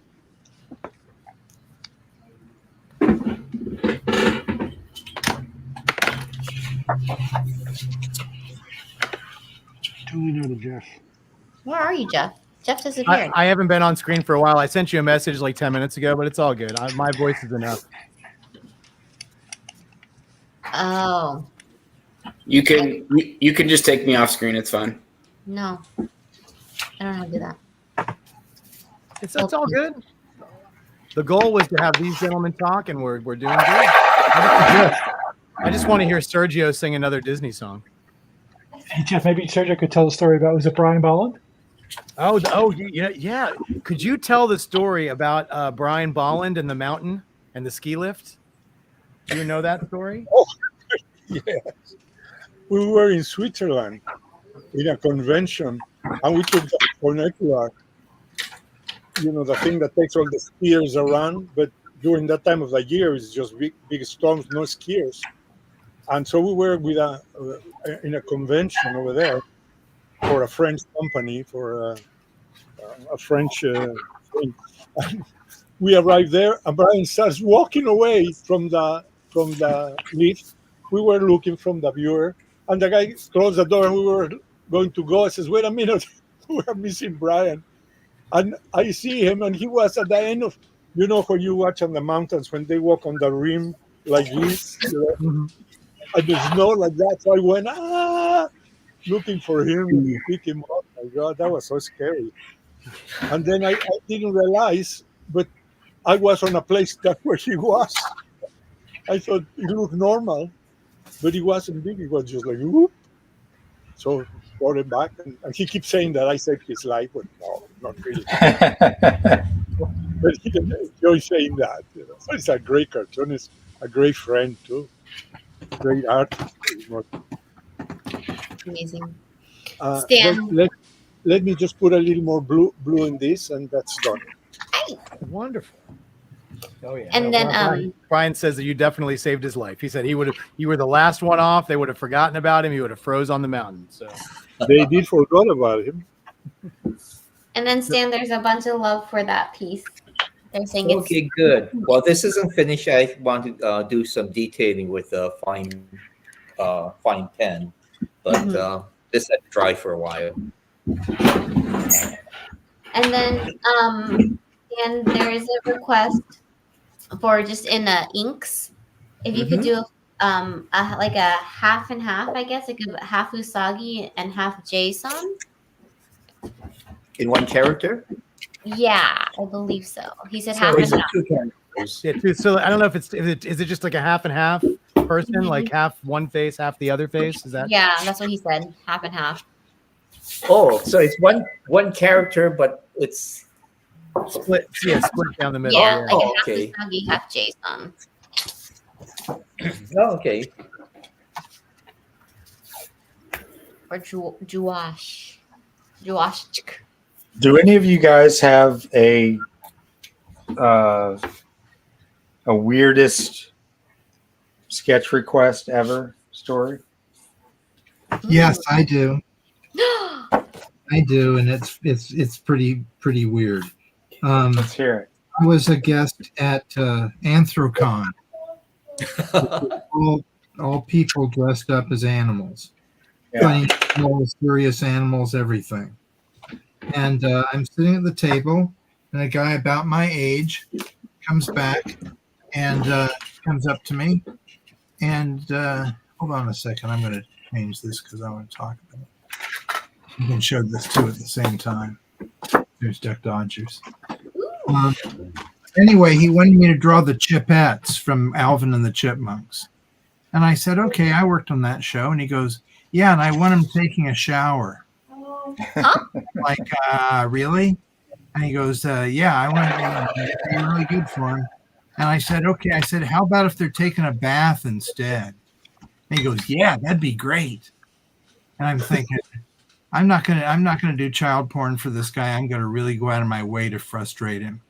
So at that night I did the commission, and I put them all in one of those old school tubs with the feet sticking on the bottom and the very high top, so you could just see their heads.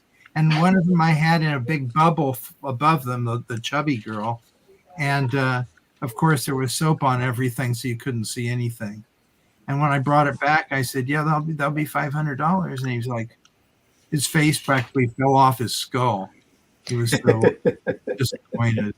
But it's like, you got the wrong guy here. I'm not going to delete your fantasies.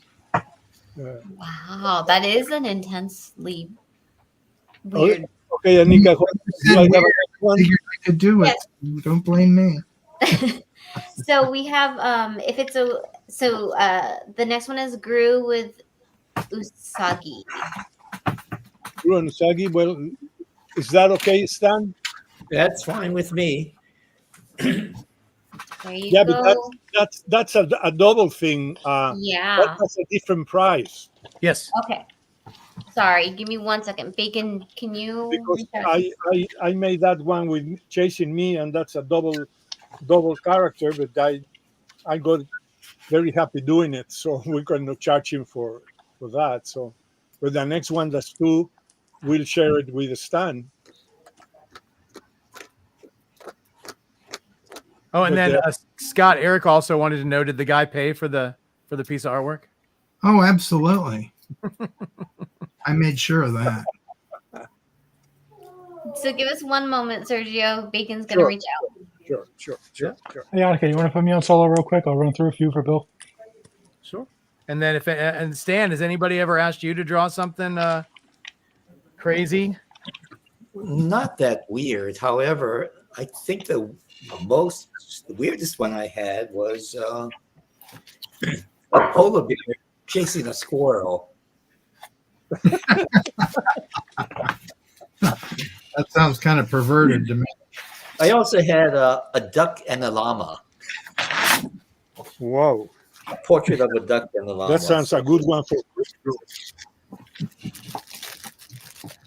Somebody once asked me to draw Santa's little helper humping radioactive man's leg.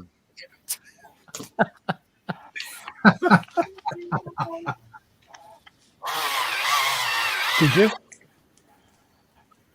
Yeah, I think, yeah, as I recall, I did. I was sort of a self-appointed guardian of the characters, and I would get requests to do things that I didn't think were appropriate. And I think the way I did the Santa's Little Helper and Radioactive Man was, I think I did something similar to what Scott did, where I didn't make it, weird and graphic. But once I got asked to draw Otto smoking a joint, and I refused. I said, no, I can't do that. That's not something that you would see on the show, even though everybody knows he smokes, but they don't actually show it. And a couple of years later, they showed it. So from that point on, it was like, okay, if anybody asks me to do that, it's fair game. Yeah, I was at Joe Ferrara's store, Dottie's, and some guy comes up and he wants me to draw Homer smoking a medical marijuana joint, and it was on Sunday. And I said, well, I really don't think I should do that. Kind of like what Bill said. It's like, I they're not my characters. I can't do that. And I go back. We're getting ready to take, going to go back home in the morning. I turn on the TV, and it's all about Homer smoking medical marijuana. So yeah, it's kind of like this is on me at dinner last night with Trump. You could make something ridiculous and find out, no, he just already did that. We have to change the joke. No, I guess my audience must be very young because I have never been asked anything like that. Well, I could ask you. Hey, Ken, when you're done with those prelims, can you check your messages? I sure can. I'm done. Okay, I'm waiting for the next one. And then, sir, do we figure it out yet, Bacon? About No. your waiting? Okay. I need an answer. I need an answer from Ken. Sure, that's fine. Yeah, give us 1 second, Sergio, and we'll get something for you. But hey, No, in the meantime, yeah, I was gonna say, in the meantime, if you want to doodle something, you're more than welcome to, and then we can always offer up anything you guys are. If you get some downtime and you just feel like drawing, just draw. We got a lot of people out here. I'm sure somebody out there will might take something. Yeah. Meanwhile, I'm drawing the Gru and Usagi. Can you go ahead and switch your camera? All right, so just real fast, guys, for both N Steele and David Lamb, the two characters for Sergio is double the price, okay? So I would have to resend another invoice. So please either tell me one single character you'd like, or if you're okay with me sending another invoice.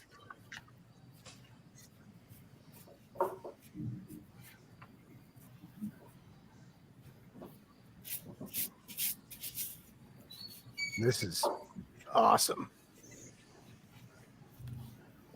I love this half and half thing. It's looking fantastic. All right, so David is just going to be Gru, Sergio, so you can just do Gru. He's already drawn the Gru and Sergio and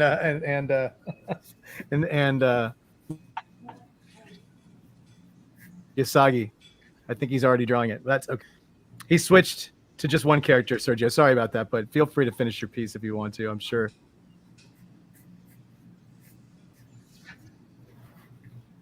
Yeah, sorry guys. These prices, they don't include an unlimited amount of characters, guys. Sorry about that. And N Steel is also going to be Gru, so 2 Gru pieces. Yep, I got that. There we go. So when I let Sergio know, I know. We need some more singing from Sergio. I know. Well, Sergio, and once again, Sergio, do not feel like you have to do this, but you can switch your camera if you want to. It's completely up to you. Thank you for reminding me. Oh no, you're good. Like I said, No problem. look how fast he is at that now. He's an expert. Don't forget, I've been doing this for over 60 years now. I was talking about the switching cameras. That's what I've been doing for over 60 years now.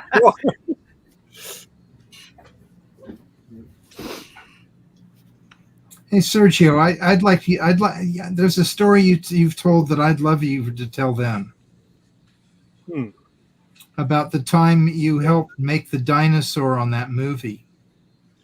Oh, Dennis with small ears. there was help me with this, Scott, because I forget the name of the movie name. But The Beast of Hollow Mountain. the Beast of Hollow Mountain was a co-production, and my father was in the production end of it, and he took me to one of the filming, who was an exterior thing, and when I arrived, there were a bunch of cowboys, Mexican cowboys, attacking a big gigantic monster. Allosaurus. Yeah, so the director cut a couple of sides because each one was looking at a different places, because the monster was probably about 12-inch long, that they put later with special effects. So I asked my father, can I do something for them to figure out where to look? And said, sure, please help. So I went and a piece of big cardboard thing, very heavy. I drew a dinosaur face, going like that. Like I've seen the little monster, so more or less like it looked. Then they cut it up. They pasted it up in one of those long sticks, and there was a guy moving it where they had to look at. So I helped to direct that little scene for the guys looking at the monster that I built, and it was a lot of fun, because then I bragged to all my friends in school. I was part of the movie, I directed a scene there with a big monster, which it was just a drawing that I made for the guys to follow. But it was fun. It was fun. But basically, that was it. Well, I think the more interesting one is when I dubbed Sheena Queen of the Jungle. Oh, that's right. Yeah. Tell that one. Well, what happened is that my father, again, I was at the time, I think it was 1955, and I was training for a competition, an underwater competition in one of the Mexican rivers. And I used to go there for the weekend and stay a few days practicing the place where we were going to swim. And in Yes, one Jeff. of my father was there with a crew, with American crew that was filming Sheena Queen of the Jungle. There were some episodes about it. Oh, and says, "Can I meet Sheena? That actress, very beautiful woman." So no, she's but she wasn't there, and my father was kind of worried because they had to shoot the stunt woman taking a dive in the water, and she wasn't there either. And my father kind of jokes as well. My son is a diver. He belongs to an aquatic show. He's a good diver as well.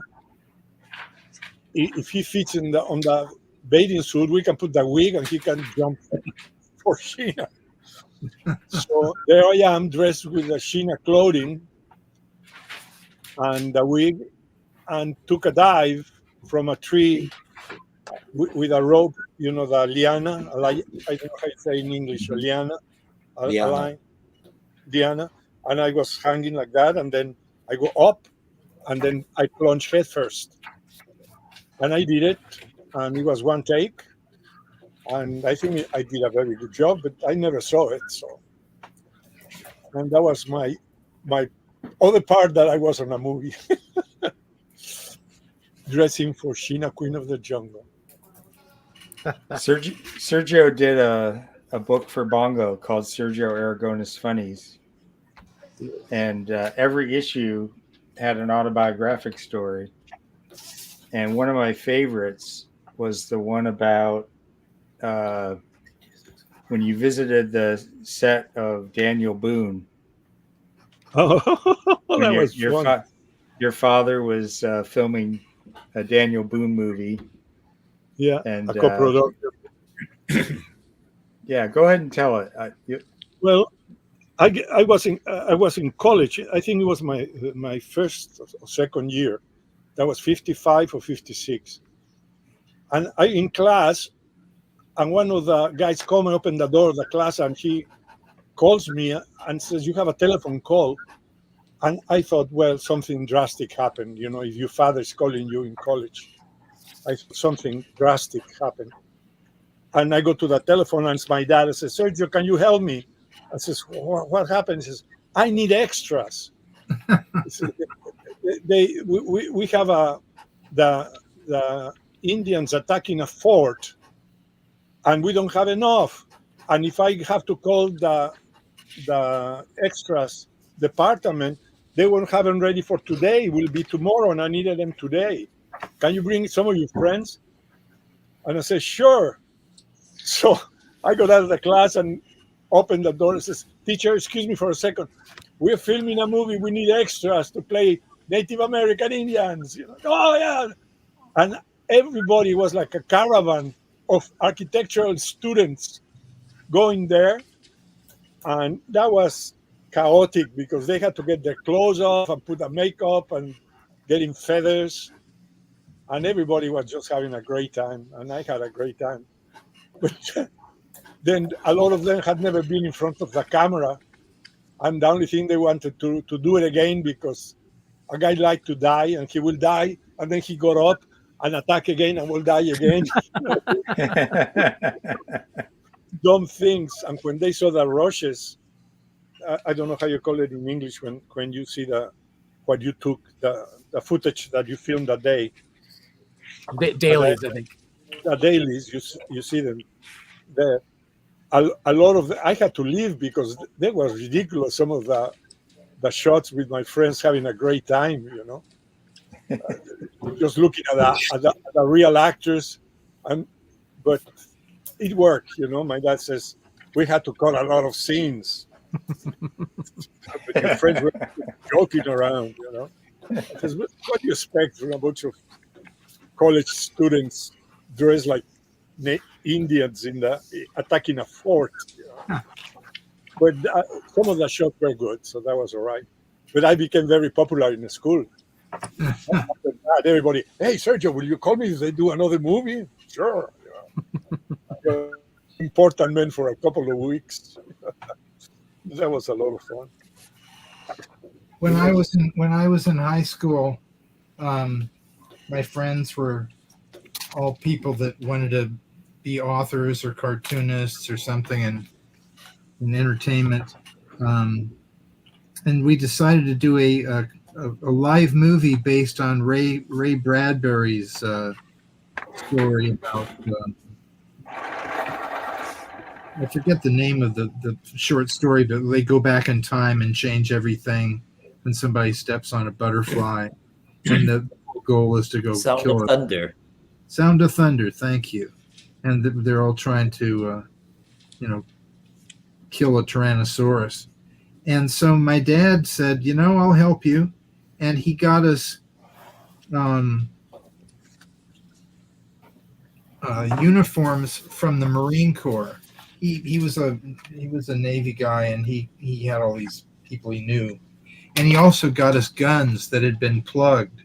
So on a Saturday, all of us show up to the zoo carrying rifles and walking around the zoo, and people were so upset because we were trying to film our stuff for a movie with upshots of all the trees and stuff in the zoo.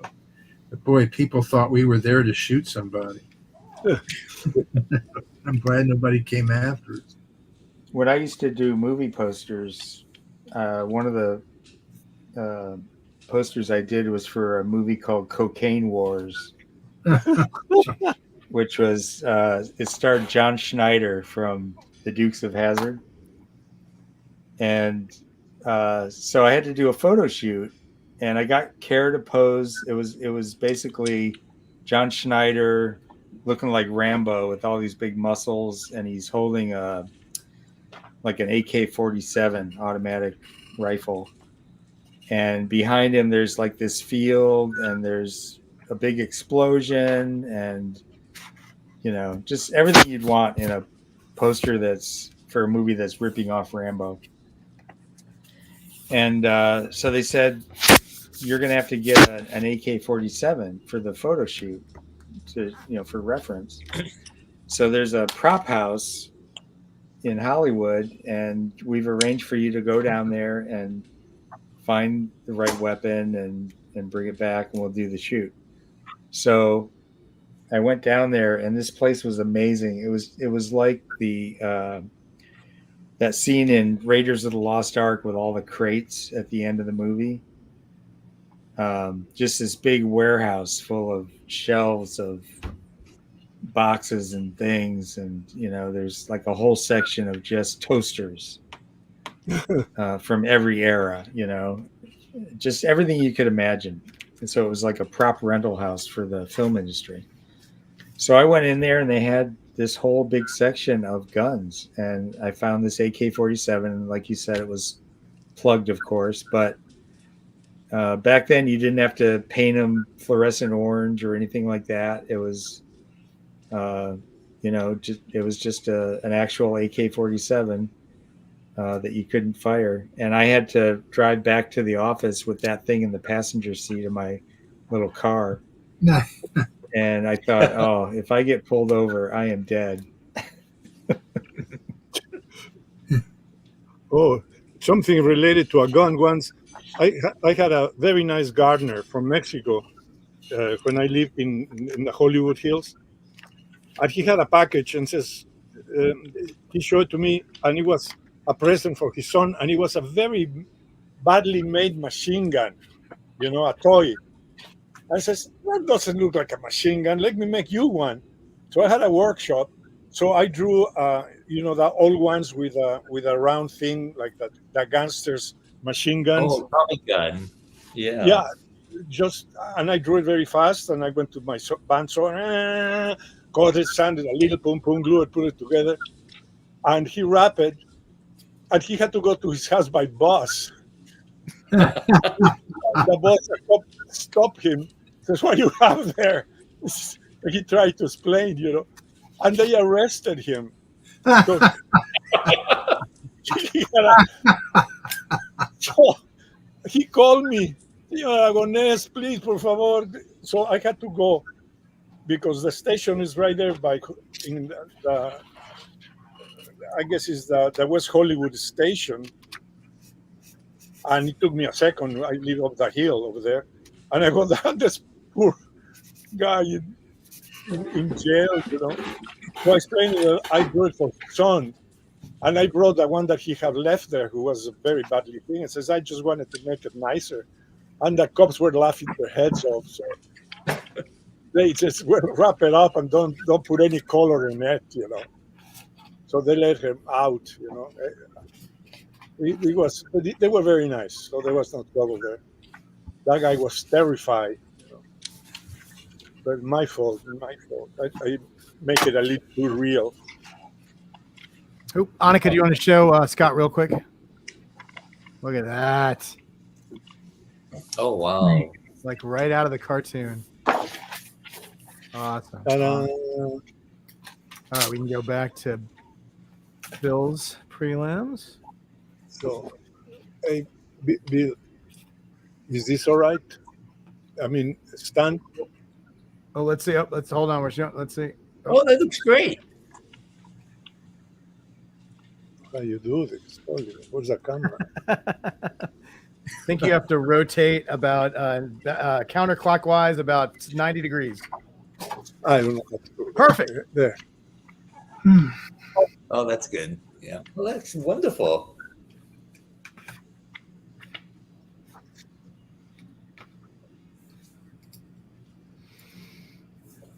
All right. Back to you, Ken. Aww. Yeah, exactly.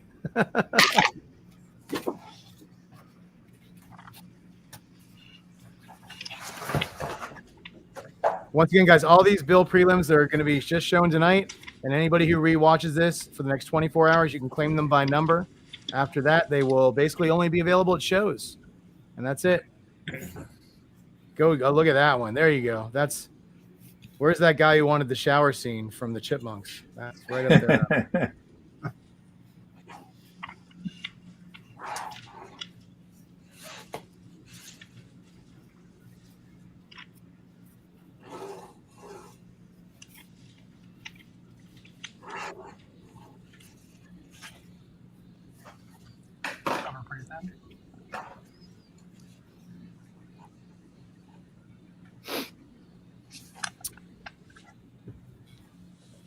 I'm probably going to butcher this story, but I had a story that I heard sort of secondhand from some artists.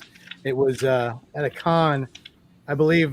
Somebody had asked Mark Bagley to draw Mary Jane Watson topless, and Mark didn't. He was like okay, and so he was just drawing it at the table, and I believe that Ron Franz like came over when he was drawing it, and he looked at it and he said something along the lines of.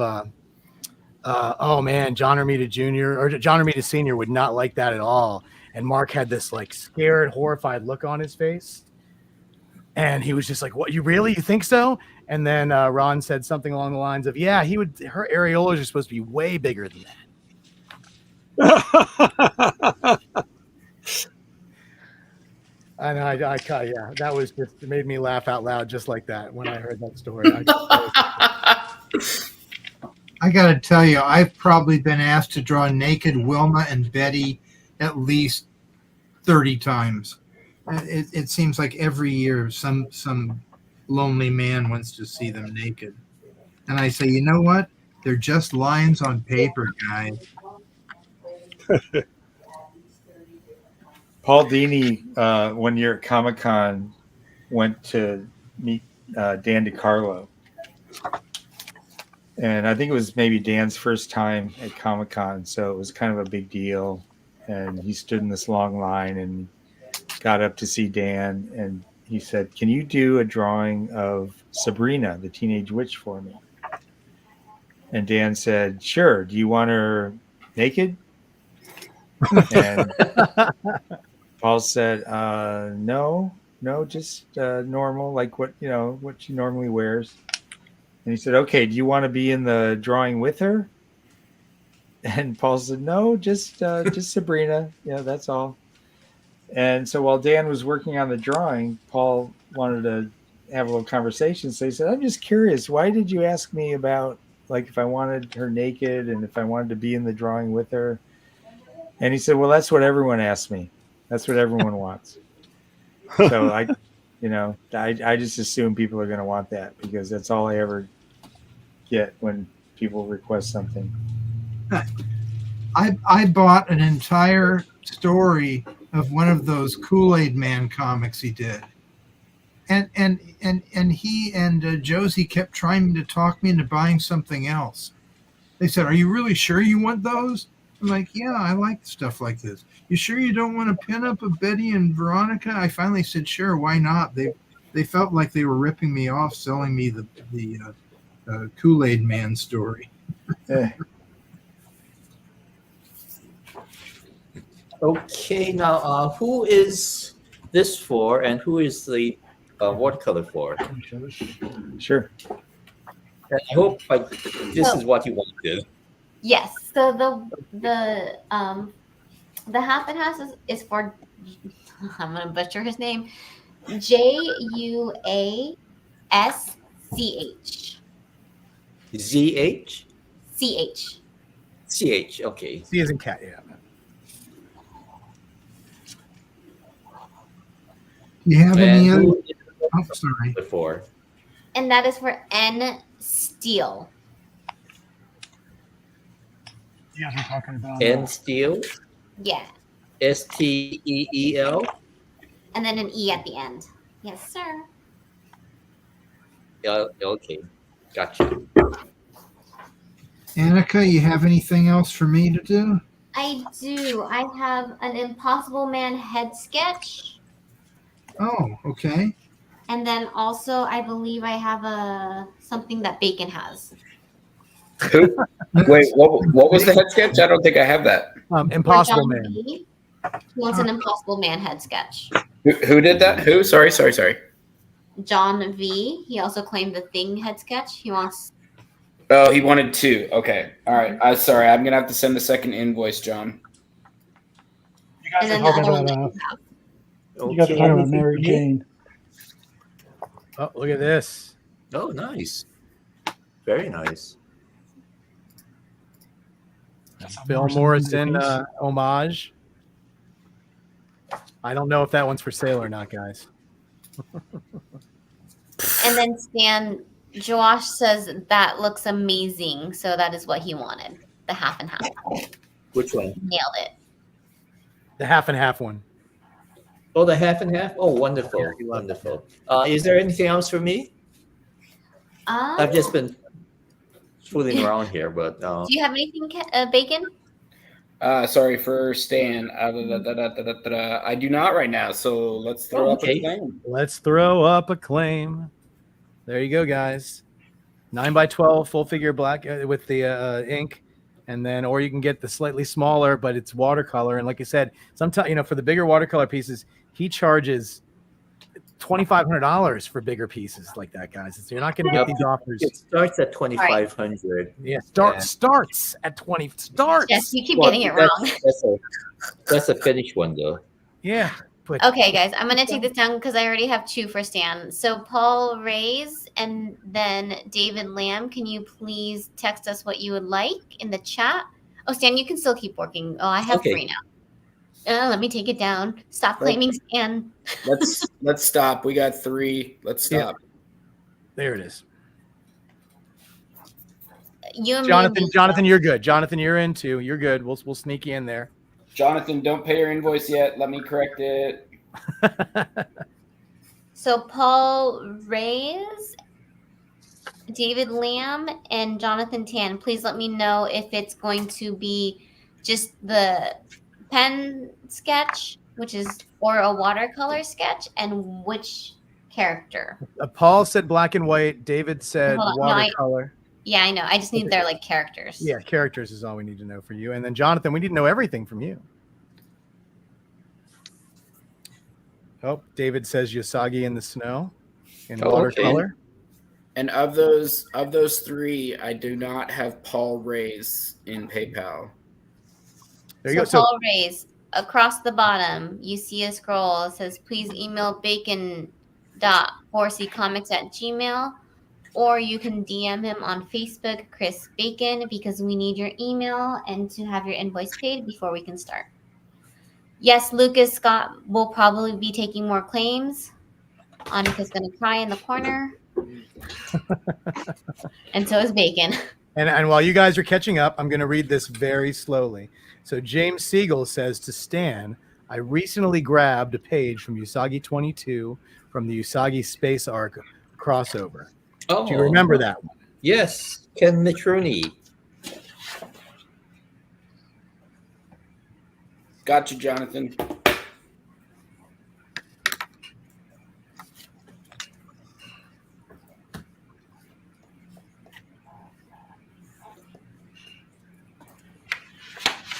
Emilio, I have a mortgage to pay. I cannot claim anything today. But I might. Let's just go. And I do want to do a quick thank you out to everybody who watched the Amateur Dueling Dealers last week. Thank you guys so much for helping me pay for some of my daughter's college, because that's what that art went to. Well, thank you guys, even if you just tuned in and watched, and even if you didn't, thank you guys for being here tonight and supporting all these wonderful artists in 4C Comics. We love you guys.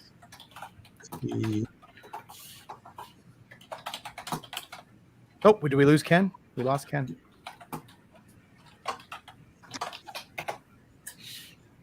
Just for you, Lucas. Hold, please, Lucas. Where are you, Scotty? There we go. Lucas, if you're there. Only for you, Lucas, and then I'm closing it down once you claim.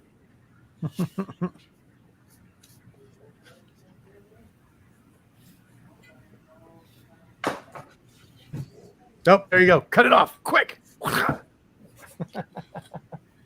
Perfect. Thank you so much, Paul. I will go ahead and get you marked down for that. I love seeing all Happy this great birthday, art. by the way. Yes, happy birthday.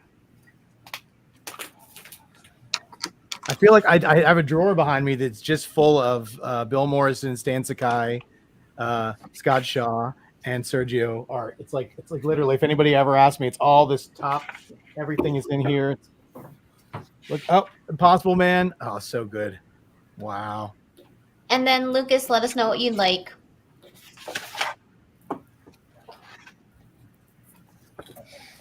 Bill, you can't tell the Mark Hamill birthday story, can you?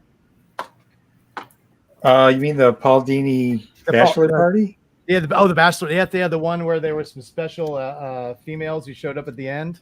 Can you tell that story? Yeah.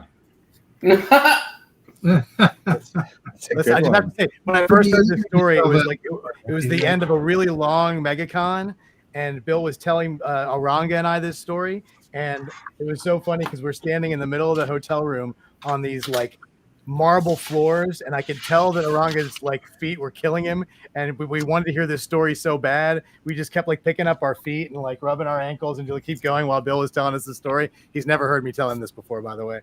And we just feel like we weren't going anywhere, but we were like our legs were dying, standing for like 20 minutes listening to this awesome story. All right, I'm done. Go, Bill.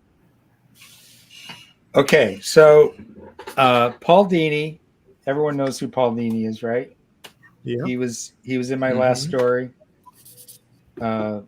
He was getting married, and his lovely bride-to-be, Misty, called me up just, maybe a month before the wedding, and she said, I think Paul really wants to have a bachelor party, but the problem is his best man is his brother, and he lives up in Carmel, and he can't get down to Los Angeles to do a bachelor party the weekend before the wedding. So I know you and Paul are good friends, and I was wondering if that was something you could take on, if you would put on a party for him. And I said, yeah, I would be honored. I said, I've never really done a bachelor party, and I've definitely never put on a bachelor party at the request of the bride-to-be. So I said, what are we talking here? Like, what are you comfortable with? And I had not even been to a bachelor party in many, many years, but I knew from hearing other people talk that modern day bachelor parties are pretty insane compared to what I grew up with, when I was young. So I thought I was basically trying to find a nice way to say, I'm not comfortable putting on anything that's, too outrageous, and I'm sure you're not either. So what are we talking here? And so lambs said, are out of the way, right? What? So lambs are out of the way? Yes. Never mind. So she said, well, Paul likes vintage stuff and tikis and, cowboys and cowgirls and all that stuff. And I said, okay, so something kind of kitschy and retro and, but fun, but not too crazy. So that's what we agree on. So I had heard about this masked Mexican wrestling show in Los Angeles called Lucha Vavoom. Somebody I knew had been to this show, which they put on, I think, at the Mayan Theater once a month. And they said, oh, yeah, it's great. And, during the intermission, they have these girls come out and they do like a retro burlesque kind of strip show. They don't really take anything off. They don't get naked, but it's all very, 1950s kitschy.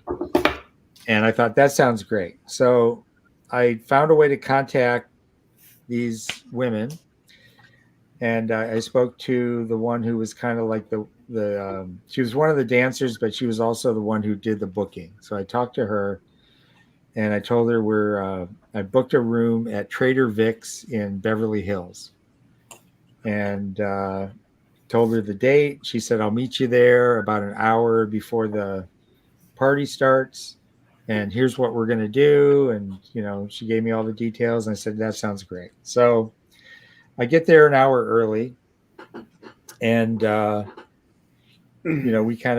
I meet with her and we chat a little bit. And then she says, okay, you see that ladies' room at the end of this long hallway? That's where we're going to change. So once the other girls get here, we'll go in there and we'll get into our costumes, and then I'll meet you back out here outside the private room, and then you can, you can introduce us, start our music, and then we'll start the show. I said, okay, great. So the guests start arriving, and everybody's having a good time. I look at my watch, and I realize, oh, it's about time to start the show. I better go out and see if they're ready. So I go out to the hallway, and there's nobody there. And so I stand around for a few minutes, and I'm trying to figure out, I know dinner's coming, so I've only got a small window to do the entertainment before they start serving the food. And I'm getting a little bit nervous, and somebody comes out of the ladies' room, and I could tell there's almost like a party going on in the ladies' room. So I kind of move a little bit closer, but I'm trying not to be too creepy. I'm trying not to be, this weird guy hanging out outside the ladies' room. But I was close enough that when another woman came out, I said, "Excuse me, are there some women in there in kind of skimpy costumes?" And she said, "Oh yeah, they're amazing. We've been in there talking to them, and it's they've got so many great stories, and it's hilarious." And I said, "Oh, fine, that's great. Could you like grab one of them and tell them to come out, because I actually hired them and we have to start their show." So the woman comes out and she's apologizing. She says, "I'm so sorry. We were in there changing costumes and Carrie Fisher came in." And I said, "Carrie Fisher?" And she said, "Yeah, I guess she's at another party in a different private room. I think it's Julian Lennon's birthday party." And I'm starting to think, this is just bizarre. I can't believe this is happening. And she mentioned that Richard Dreyfuss was there. She's like dropping all these celebrity names that I guess Carrie Fisher had told her were attending the party that she was at. So anyway, I said, no problem, but we should really get this thing going. So she gets the girls together. They all file out of the ladies' room, followed by Carrie Fisher, Beverly D'Angelo, and Tracy Ullman. And Carrie Fisher kind of realizes that I'm in charge of, like I'm the one that hired these strippers. And so she took my arm and she said, "Excuse me, we were, talking to them in there, and we're all kind of fascinated by what they do, and we're wondering if we could watch their act. Like, can we come in for just a minute and kind of watch them do their dance?" And I said, "Well, I have no problem with that. You'd be most welcome. However, there's two things you should know. Number one, there's a lot of guys in there with cameras, so you're probably going to get your picture taken. And number two, Mark Hamill is one of the guests." And she said, "Mark's here?" And I said, "Yeah, well, the groom writes for the Batman animated show, and Mark does the voice of the Joker, so they're friends and blah, blah, blah." So she's very excited to see Mark. So I go in and I announce, it's time for the entertainment. I start the music, and the strippers come dancing in, followed by Carrie and Beverly and Tracy, all imitating what the strippers are doing. So they're like dancing in behind them, like imitating all their moves. And people are losing their minds. Everybody's just going nuts when they recognize these three ladies. And so they're dancing around a little bit. And then finally, Carrie notices Mark, and she goes over to him and puts her arms around him. And I could tell by the look on Mark's face, he's like, "What the hell is going on here?"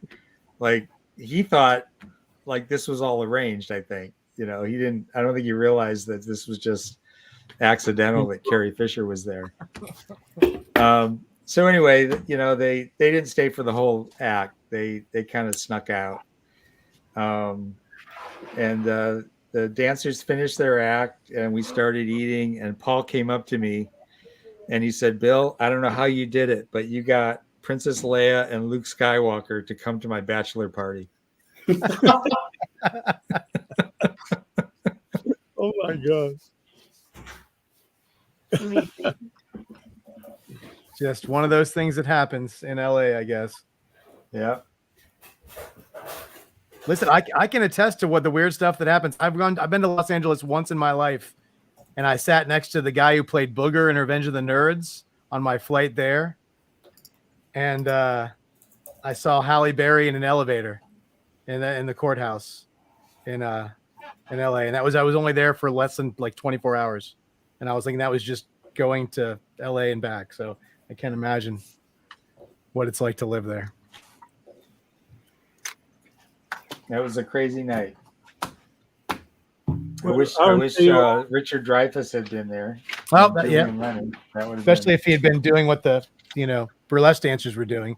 That would have been a story unto itself. yeah. So let's see. So what do we have anything else for Scott? I think we have another one for Scott, don't we? We do. We I have think this one is done, I guess. more. Right. And then we have a single. We have just Sergio. We've got a groove for you to do just by Okay. himself. That's the next one. Scott, the next one for you, buddy, is Badass Sonic the Hedgehog. Oh, okay. A headshot. That was a full body, I believe. Oh, okay. Nice, badass, full body Sonic the Hedgehog. And I just want to point this out, guys, just because, in all transparency, we're already about 20 minutes past the 2-hour mark. We are more than happy to stay on as long as you guys want to stay on, as long as the conversation's going. We just don't want to keep you guys if you have plans. So please, let us know if you need to cut out or anything. Will not take any offense to any of that at all. But I wanted to make sure. I know we're having so much fun. Time flies. Just want to make sure nobody misses anything. Ken, are you done showing prelims? What are you doing, buddy? Yeah, tapping out. Tapping out for prelims for the night, guys. So This group is for Maybe we'll do a separate show or something some another time or something. yeah, It's just too chaotic. it's with everything singled out going on. Gru. Yep. The singled out Gru, Sorry. Annika, is for So the one that you're going to do right now, Sergio, the GRU is for N Steel. I didn't understand that, but it's N, the letter N, and then And then his last name is Steele. Steele. and steel. Yep. A nice group here. excellent. Yeah, we'll definitely. So, all right, guys. So for the Bill Morrison stuff, for anybody who's watching this, already watched it, anybody who's flipping through it, anything that was not claimed tonight will be available for the next 24 hours. So you can go through. Everything is numbered. Check it out. You can, if you see something you want that wasn't claimed, go ahead and contact us. Once again, you can contact Bacon at bacon.4ccomics@gmail.com, or you can DM him, or once again, since we're doing this after the fact, you can also do just 4ccomic@gmail.com. And then Scott, I'm sorry, can you switch your camera again, Scott? All right. I gotcha. And then and we'll definitely do a later show where we'll show a lot more. Ken has a lot. Bill and Ken showed me a ton of prelims, so we've got a lot of them. We'll might do a show alone just for that stuff. But like I said, we're only going to run through it once, guys, and then it's going to be coming to the shows that Bill's coming to. So There you go, Alexis. Sorry, is it Alexis or Alexis? I don't know. yeah, Earl, we've sold some wonderful original Sonic art very recently, and Scott has a little more of it. I don't know when we're going to do that next or how that's going to get out there, but Oh, I've got a lot more of it. there you go.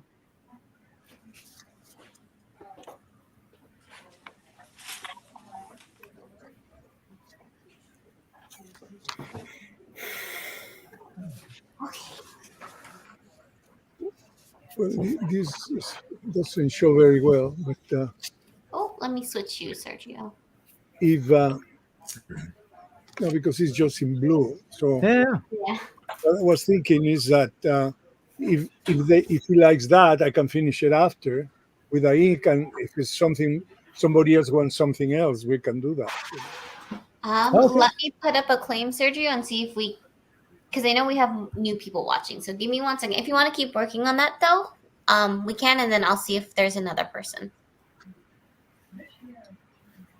Well, so if there's nobody else, let me finish this one. So there you go, guys. This could probably be one of your last chances tonight to get a piece from Sergio. So if you'd like to get one, doing these wonderful Now, pieces. I'm waiting for this to dry before I can Sure. continue. So there was another claim? Yes, there's a black and white. Okay, so there. Did you do the usagi with bamboo in black and white? Not yet. No, there's an usagi with bamboo in the background, and then it is Paul's birthday, so he was all. So the second one. So your choice of which one to start is usagi doing something fun. Okay, so I have 2. Yes. Yeah. Okay. And they're both black and white. Okay, good. There you go. Maybe Yeah. So in the yo-yo.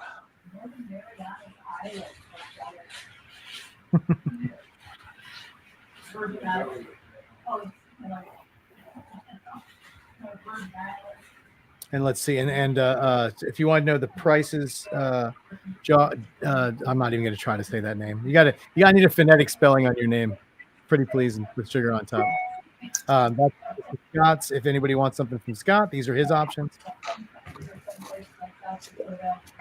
And then Sergio, we got right there, which right now is open, guys. If anybody wants, jump on. Like we said, Sergio has no plans to do any physical shows, guys, anytime soon. So if you want a piece, this would be the time to get it.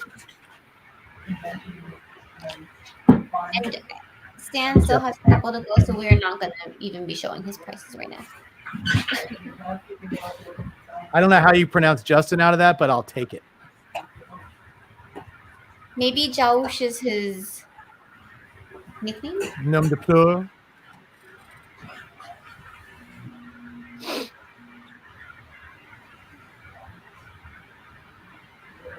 You are now Justin, so it's good. And do we have anything else backed up, ready to go, Bacon, or is this pretty much the ones we've already said or the ones we got? I have one more for Scott, and then Yes. that's it. Okay. Wait, did Scott do Quick Draw McGraw? Oh, yes. That's already Yes, he done? did. Okay. Yes, indeed. Mm-hmm.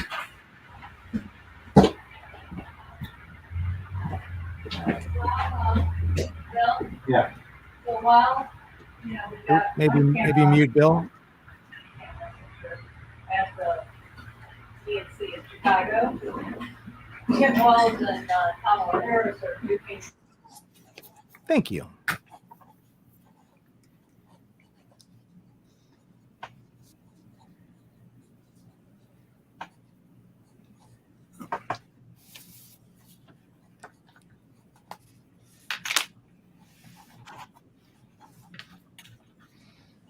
Oh my gosh. Can you say that last name real quick?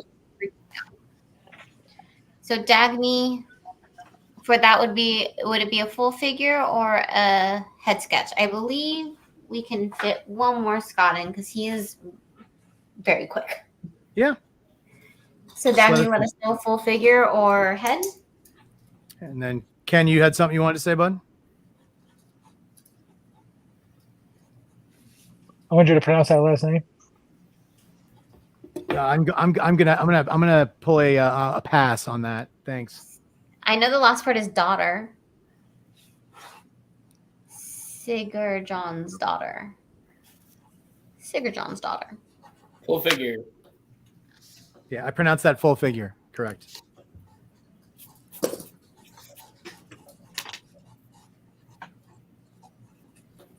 So we have 2 more for Scott. Sergio's working on his Gru, and then 2 more. And James Irby says he wants his request mentioned to Stan. I don't know. What is that request? I'm doing Sorry, the bamboo. a At the lot bamboo of one? comments. So could you please? I will look for it, but it might be quicker, honestly, if you. It's wonderful. I found it. Oh, there it is. Yep. It says, such wonderful work, Mr. Sakai. I am a doctoral student focusing on 1980s anthropomorphic comics and would like to interview you. Please check your instructions DM for details. Thank you. Okay, well, there you go. If he's willing to take it, he now knows you want to interview him. So there you go. Someone would love to interview you. Oh, thank you. You want to go pick one up?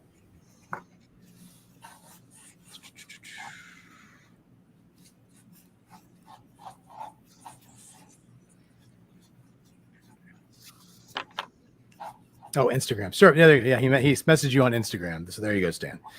James, your message has been relayed.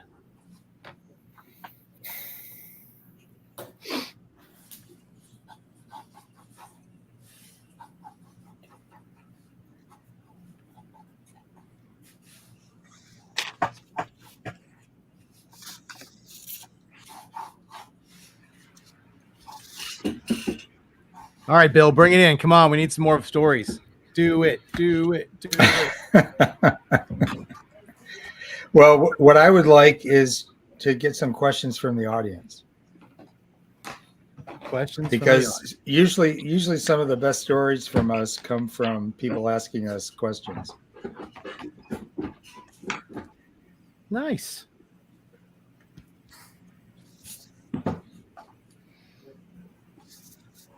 So anybody out there got a question for one of us?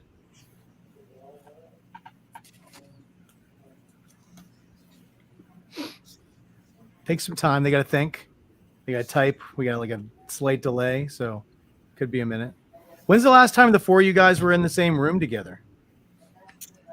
In person? Wow. I don't think ever. Definitely before the pandemic. Yeah, it's been a while. I saw Bill at San Diego, but I did not see Scott at all. Yeah, that was a shame. We missed you. Probably the last time I would say was at one of Joe Ferrara's dinners. Yeah, that's true. Yeah, at Comic-Con. Yeah. So probably 20, maybe that Saturday night dinner, 2018 or 2019. Yeah, I was so sorry that we had to miss it. I had to miss it this year. Hey, Brandon. And then I'm looking at the chats here. Oh yeah. And then Justin asked, what's each one of your favorite shows to attend when you were attending shows, and what's so great about it? What makes it so great? Well, I still think San Diego Comic-Con's the greatest. I think so as well. Yeah, I do too, but of course it's my baby, so why wouldn't I? I also really like Comic Fest in San Diego because it's more like a vacation con. You have more time to hang out with your friends. I've got a couple of questions here in the chat that I want to answer. Go for it, bud. What about that one on the screen? What about what? There's one on The one screen for you. You ready to strangle Ken yet? No. I was joking about Ken. I love having Ken here. He's the perfect house guest. He tried to buy me dinner last night. Tried to buy dinner for me and Care, but the stupid restaurant is transitioning away from curbside service or something. So they got the order screwed up, and they had a whole long explanation of why it didn't work. But how can you want to strangle somebody who wants to buy you dinner? But Bill paid for it. So. Yeah, I sucks to be you, nerd.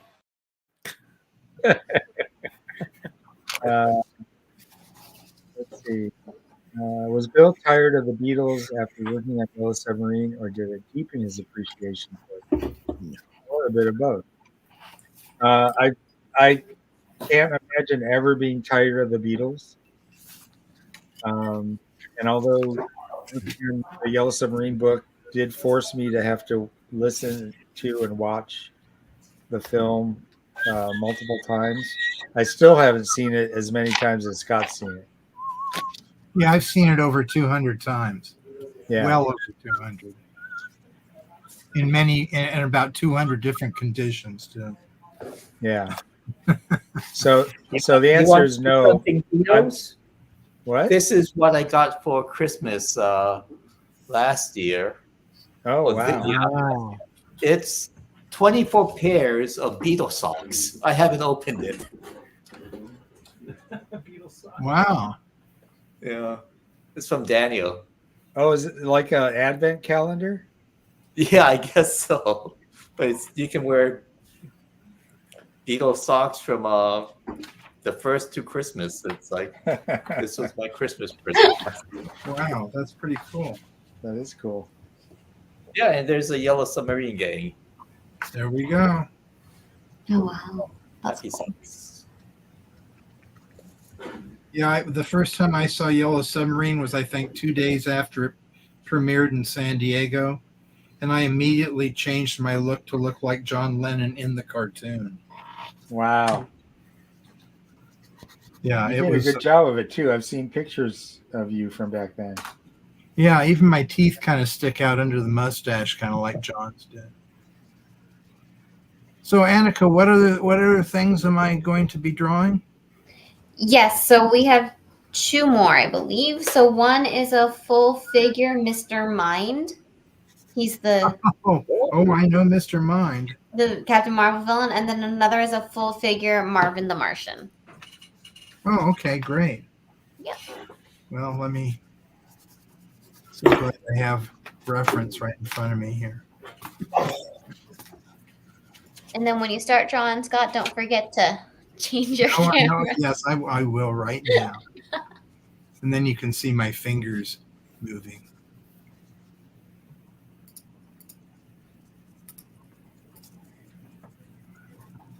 There, see?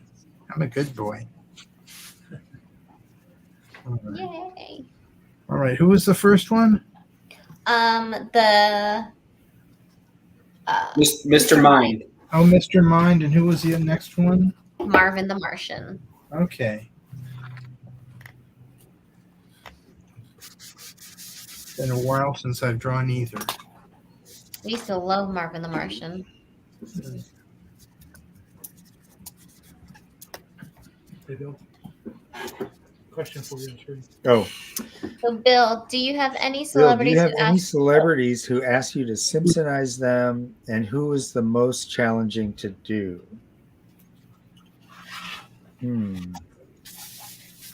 I can't think of any who have asked me to Simpsonize them, but I have Simpsonized a lot of celebrities. When I worked on Futurama, one of the things I did were the celebrity heads in jars. I did quite a few of those. In general, with that matte graining style, the people who are the most difficult are people who are really handsome or beautiful, and people who have strong chins. Because you're basically doing a caricature, and if somebody has a prominent chin but you can't use that in your drawing, it makes it really difficult to capture them. No, there's Ken. Ken was easy. I think I got him on the first try. You know what? There was one I had to do for the show. It was Drew Barrymore for Futurama. And I think ultimately she ended up not being on the show, but they had written her into the script, and she was tough. I did about 20 drawings of her, and none of them really looked like her. Sergio, did you finish that one there? Yeah, I finished this one. Oh, yeah. That was the one for N Steel. Yeah, awesome. Bill, All right, guys. do Last chance for Sergio. Last call. Bill, remember when you had to give Sergio a chin on the cover of The Simpsons Treehouse of Horrors? Oh yeah, Sergio's one that's tough because of that chin. I'm gonna switch it And I had so many chins, you just gave me one. I actually had a hand in Sergio's caricature when he appeared on the Futurama show because I was the art director, and the artist, the animator who designed his caricature, was working from photos that didn't show his ponytail. But the way they drew him, the angle that they drew him at, it was obvious that the ponytail was missing. It should have been there. So I interjected myself and I said, "Hey, you need to add Sergio's ponytail here." And it was kind of a last minute thing, like I think the design was already approved. That was so funny. I'm sick of being. That's the first time I had to do my voice for the show. Yeah. Do you remember your line? Yes. Ah!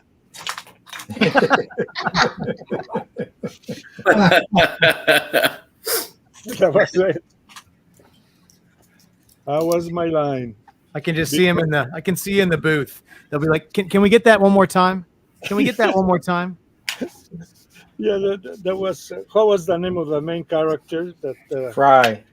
Fry tried to become a cartoonist, and so he thinks that if he steals my mustache, he can become one. So he takes the head out of the jar and pulls my mustache out. So my whole line was, ah! That was it. I became a voice actor. I love this. I'm sick of being critiqued by nitpicking nerds. I'm taking this to a comic book convention.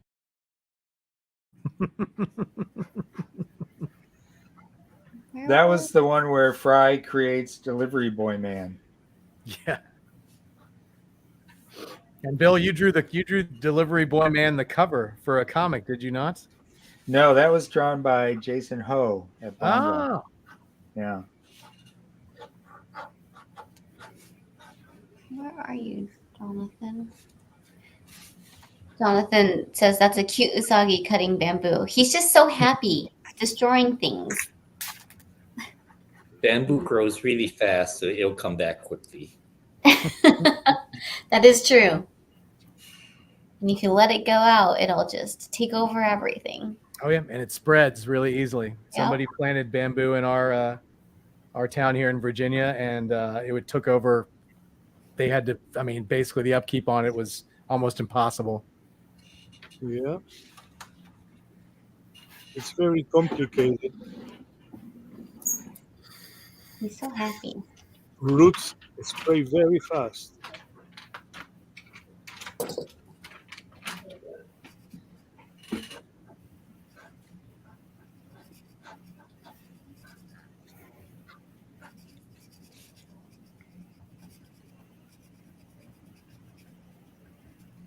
So it's all right. So where are people going to see Bill? Bill, where are you going to be next? You said next week. Are you going to be in Toronto? Correct?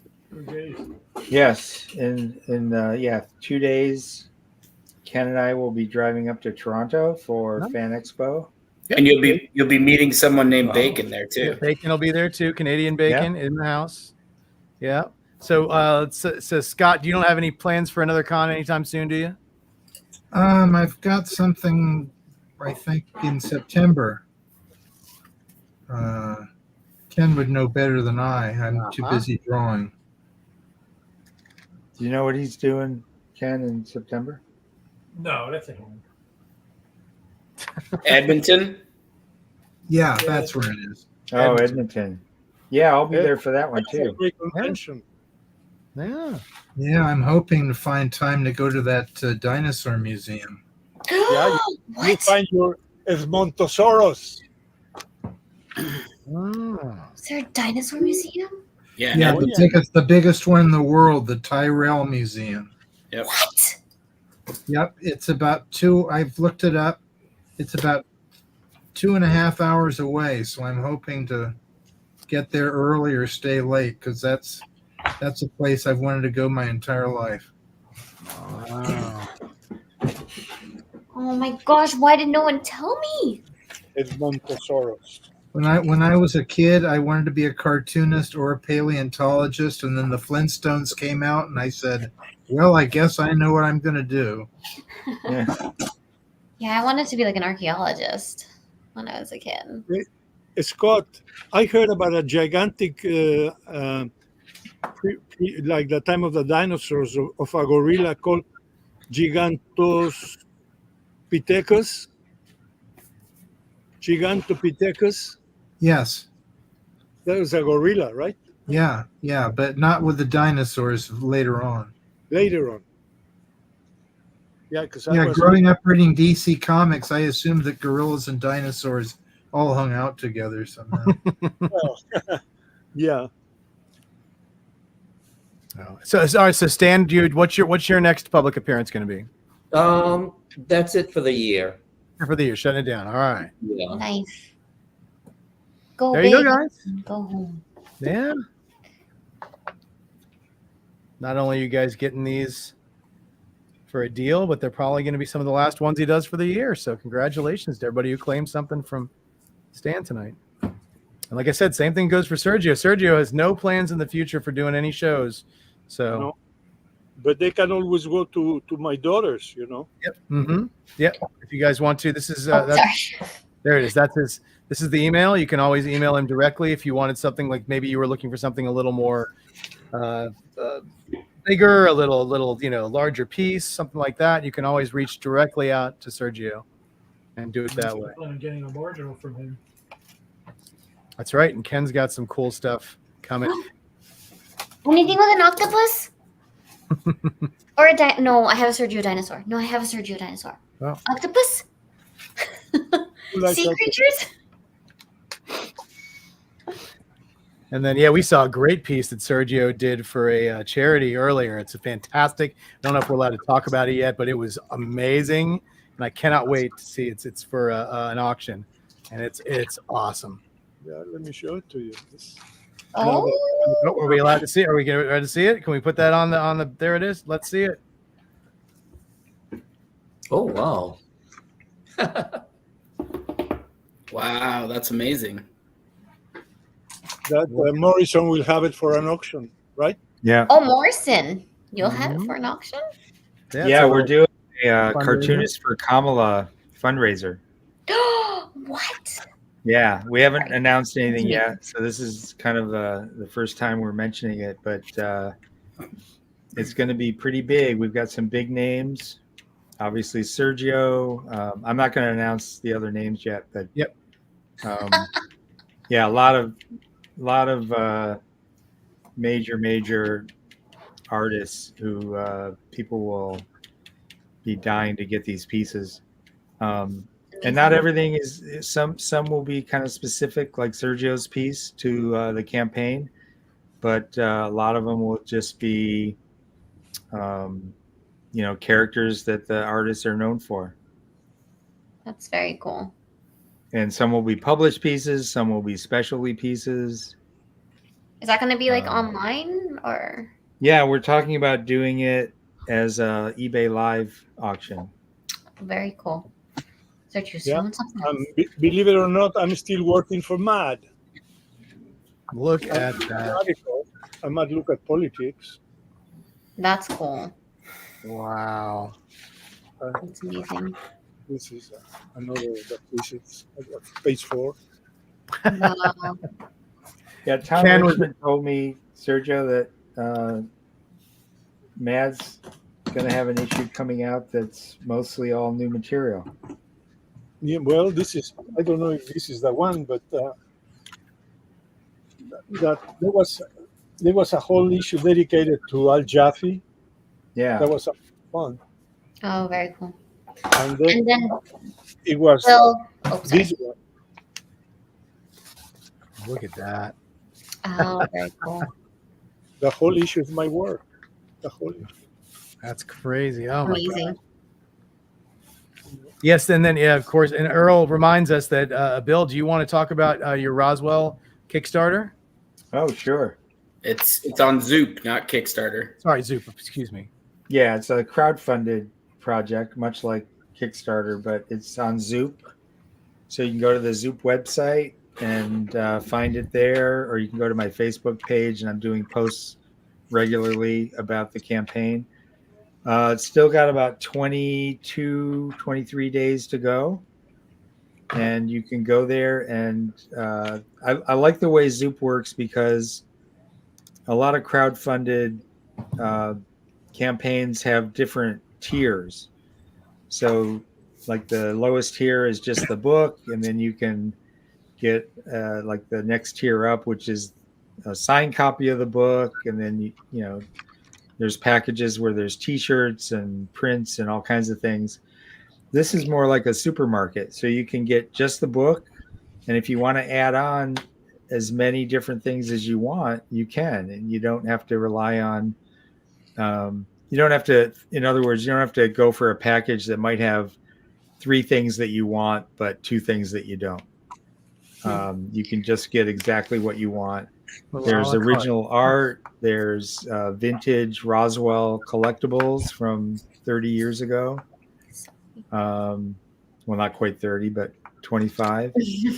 And the book itself is going to be a hardcover collection of every Roswell story to date. So it's the first time that that's ever been collected. And if this is successful, it means I'm going to have the confidence to do a new ongoing Roswell series. Oh, wonderful. Yeah. Very cool. It's great. And then, sorry, really quickly for Stan and Scott, the last ones we have. And before that, who are these two for? So the watercolor is for David. Again? Oh, David? Okay. Mhm. Thank you, David. Well, guys, if you don't need me anymore, I have to go back to work. Well, we always need you, but we understand you have to go back to work. Thank you so much, Sergio, for joining It's us. always a lot of fun. It's always a lot of fun. And being together with my dearest friends, please. Oh, my gosh, yeah. Anytime. Anytime. Okay, we'll see you later, amigo. Sí, señores. Thanks, Sergio. Good seeing you. Thank you, Sergio. Sergio, so much. See you Have a soon. wonderful, wonderful Thank you, Sergio. Oh, thank you, Ken. And then you can talk to Kristen about whatever we've done. Yes, we'll do, my friend. We hope to see you again soon. Thank you so much. Let's see you, Scott, amigo. Bye-bye, Bill. Bye. Good And night. Anika, who is this one for? Anika. Bye. Bye, Joe. Bye. Bye, Sergio. Bye, Sam. The Usagi with the bamboo is for It's for Jonathan. Jonathan? Yes. Yeah. With an A-N. Jonathan. J-O-H? Oh, it looks like J-O-N. Scott, J-O-N. Okay. And it looks like Scott's done. There's Mr. Mind. That's for Lucas. So I sign that to him. Lucas, do you want the personalized or are you okay? Let us know. And then And the then last next one is Marvin the Martian. Yeah, Marvin the Martian full Yeah. figure. Mhm. and she's asking if it could have the ray gun. Okay. Ooh. And then Stan, the last one And- is just an Usagi having fun to celebrate his Okay. birthday. Then I think this would be the last one. Yep, that is it.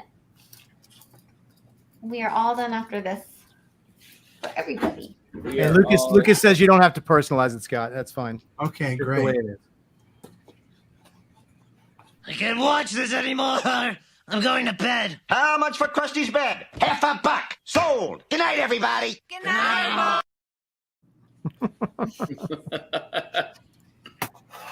You're funny. I have to go cook dinner. I have to go eat them.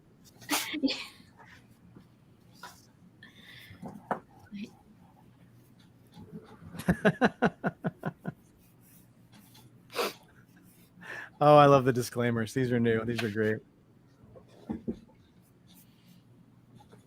Bacon left. He did. He had to step out for a second. He's entitled. I'm sure he'll ice it in glass any second. Ken, do you have a? It looks like you have a computer now. On my iPad. Oh, okay. Thank you, Justin. Appreciate you, bud.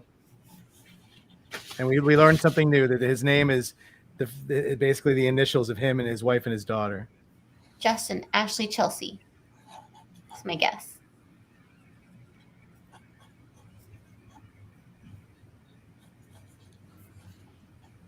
Yeah, always, guys. Thank everybody who joined us tonight. Thank you guys so much. And like I said, if you want to claim any of the Bill Morrison pieces, just remember they're only going to be up for 24 hours. So watch the video afterwards. Go back and check it out. See if there's anything you missed. If you want it, you can message us in the next 24 hours.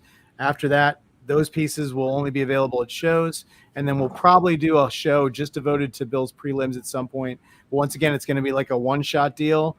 Then we'll do that, probably hold them out for 24 hours, and then we're literally just going to bring these to shows. You know, it's wonderful stuff we want to offer to the 4C faithful first, because, you know, you guys help us, you know, with everything. You're part of our family, but, you know, that once again, we want to make these things sort of available for other people as well. So we give you first crack, and then they go out to the general public. And he says Asia and Christina, so you were way off. Samsonite.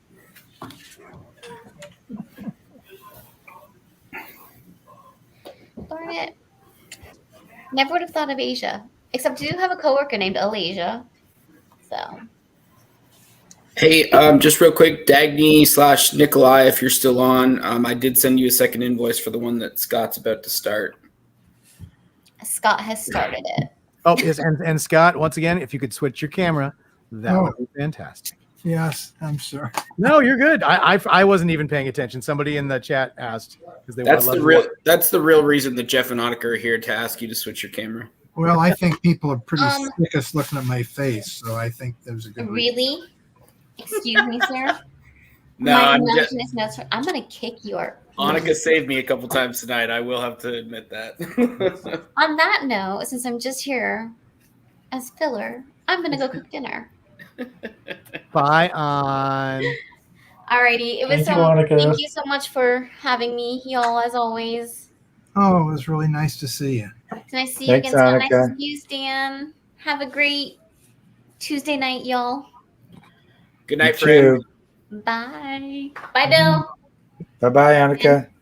Jeff. Bye, Bill. Jeff. That's all right. I don't know how to leave. I always forget. Bacon, kick her out. No, I figured it out.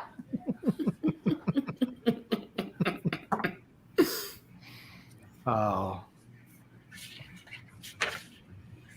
Well, you guys have been rock stars tonight. Stan and Scott drawing all these sketches tonight. And Bill's over here writing his memoirs. Yeah. I know a few people messaged me as I was sending invoices about the prelims. I believe Jeff and Ken said we're going to probably try to do an actual show just with Bill and the prelims. So we'll try to run through those again. But I think Jeff said once only, and then they'll be at conventions only. Yep. So absolutely, just watch this after the fact. You guys have it's going to be up immediately on YouTube. You can watch it as many times as you like. You can pause it. Every piece of artwork has a number attached to it. If it was not claimed by somebody else and you'd like it, just message us and we can make it happen. And there's literally, I mean, there's over 100 more that I mean, that's just the ones that we're going to do the show about. I mean, there's way more than that, but there's tons of these awesome pieces where you can own stuff from like the last 30 years and some newer stuff. I mean, one of the things that Ken even offered up tonight was one of the concepts for the Hulu advertising campaign for their animation, and they're awesome. I tried to find even a poster of that beautiful stuff. It's everywhere. They made billboards, they made all this stuff, but I only found one place that was selling the poster, and it was like $85. Wow, really? Yeah, but look at this. This is this gorgeous piece right here. Look at that. Oh, beautiful. So look for Mr. Morrison to be doing a lot more stuff like this in the future. This is going to be a new wave of stuff we're going to push out for Bill, because he does such a fantastic job with these shadings and stuff. And he enjoys doing them. That was that's a very unique style there. I like that a lot.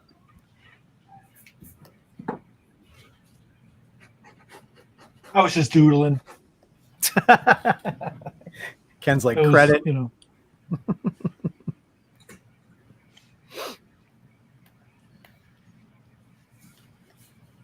Yes, it is. It's a lot of fun to see the great art. That's why we're here. We're here to share art with the world. We're here to have the artists share their craft and get you guys some art. So, Jonathan, I see what you did there, and I like it.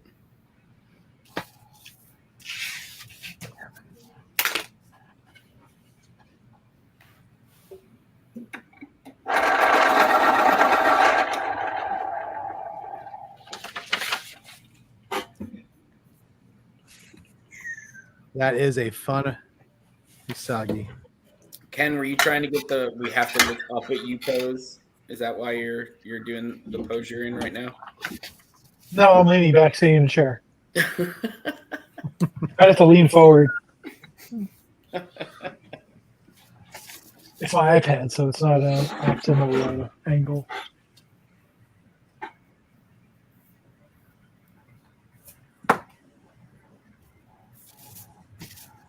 Should walk around Morrison Studio. Say some stuff in here. There you go. Got some new stuff.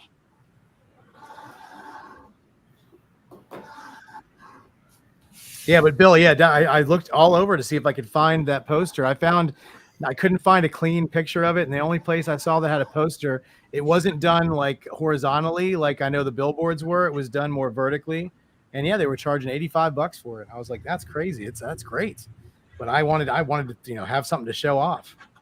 But I can send it what I've got to somebody. I even had to manipulate it. It wasn't an actual scan. It was just laying on a table. I'm going to have to ask if they can find a copy to send me.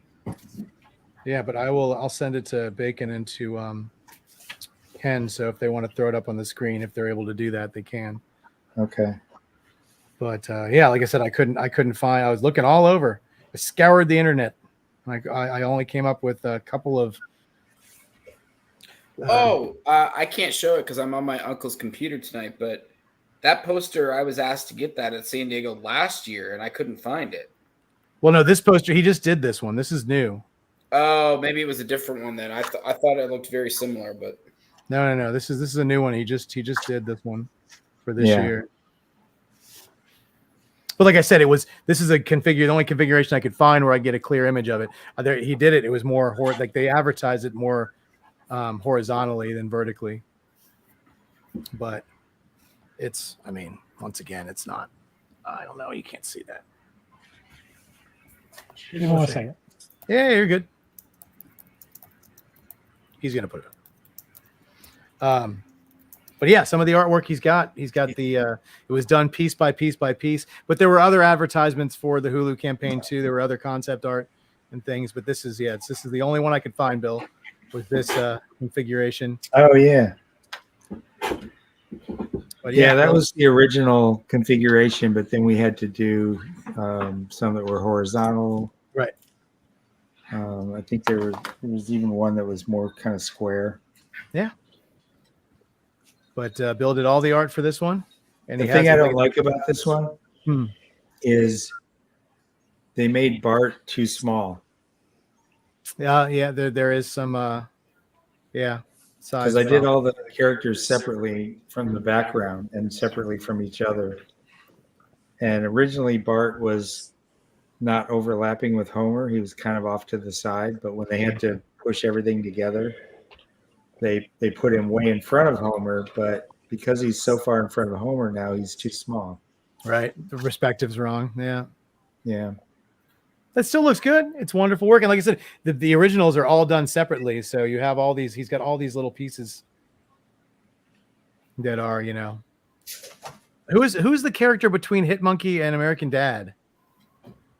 Looks That's like that's another Hit Monkey character. oh, okay. I was like, it looks like John Constantine or something. I was trying to figure out who it was.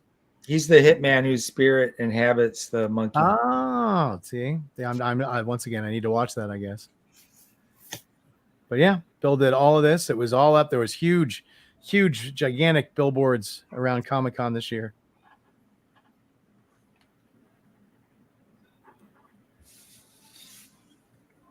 Very, very cool.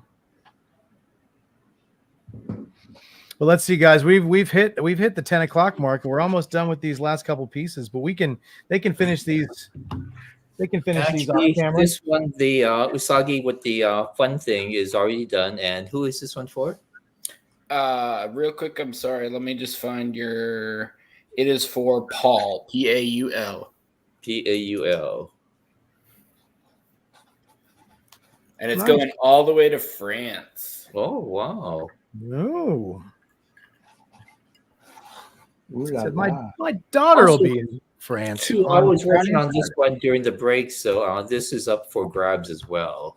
Oh, let's show that one off then. If anybody wants, he's got one done here. So if you missed and you missed out on getting something, Paul, just real quick, Paul is watching, and he said thank you very much. It's 4 a.m. in France, and he's still watching. Oh, wow. Wow. Paul, I hope you don't have to work in the morning. Good gosh. But this one right here, he's kind of doodling up, and that one's available if anybody wants that one. 500, guys, 500. Yep. And then Paul wanted to ask if you would write happy birthday somewhere on the really fun one with the kite. Happy birthday. Yeah, today was his 20. Maybe it's tomorrow for us, but I think it's his 21st birthday. No. Wow. Happy birthday, Paul.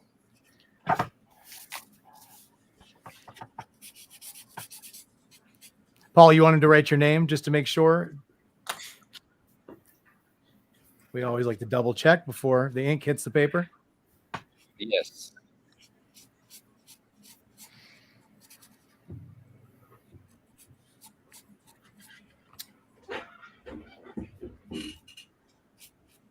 Oh, it's August 21st. It's his 45th birthday. Oh, I'm sorry. Well, 45th.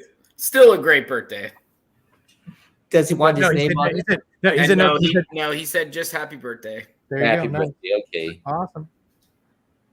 Very cool. So, guys, these guys are going to finish up these pieces. Last chance to pick up the Usagi. And once again, if you want to contact us in the next 24 hours, if these guys haven't mailed off their stuff, if somebody still wants this piece, we can definitely make that happen. It's a $500 sketch. He's still doodling on it, so there's no telling how much more work he's going to put into it. Look at that ray gun, Martian. Love it. I always want to say my space modulator. But we are going to call it an end to the Sketchy Stories. I want to thank Sergio, who had to leave already. I want to thank Stan. I want to thank Bill. I want to thank everybody. Mr. Scott Shaw. I want to thank Annika for doing a great job hosting there. I want to thank Bacon for killing it with invoices. Ken for working triple duty, trying to do all this stuff, plus putting all this together. And you guys for putting up with me talking all night. Thank you guys so much. And let's wait till there he is. I was saying, wait till Stan gets on the camera here. But it was another great fun night. Thank you, guys. 3 hours goes by like that, I swear. Thanks, everyone. But once again, like and subscribe, guys, and we'll see you next Tuesday. And if you're going to be in the Toronto area, go visit Bill and Bacon and Ken. They're going to be hanging out at Toronto Comic-Con up there. Yeah, come see us. Yeah. And Craig Young. Yeah, with Craig Young's going to be there too. That's right. Excellent. You guys have a wonderful night. Visit Balam too. See you next time. Bye. Okay. Night, everyone. Thank you, guys. Foodie.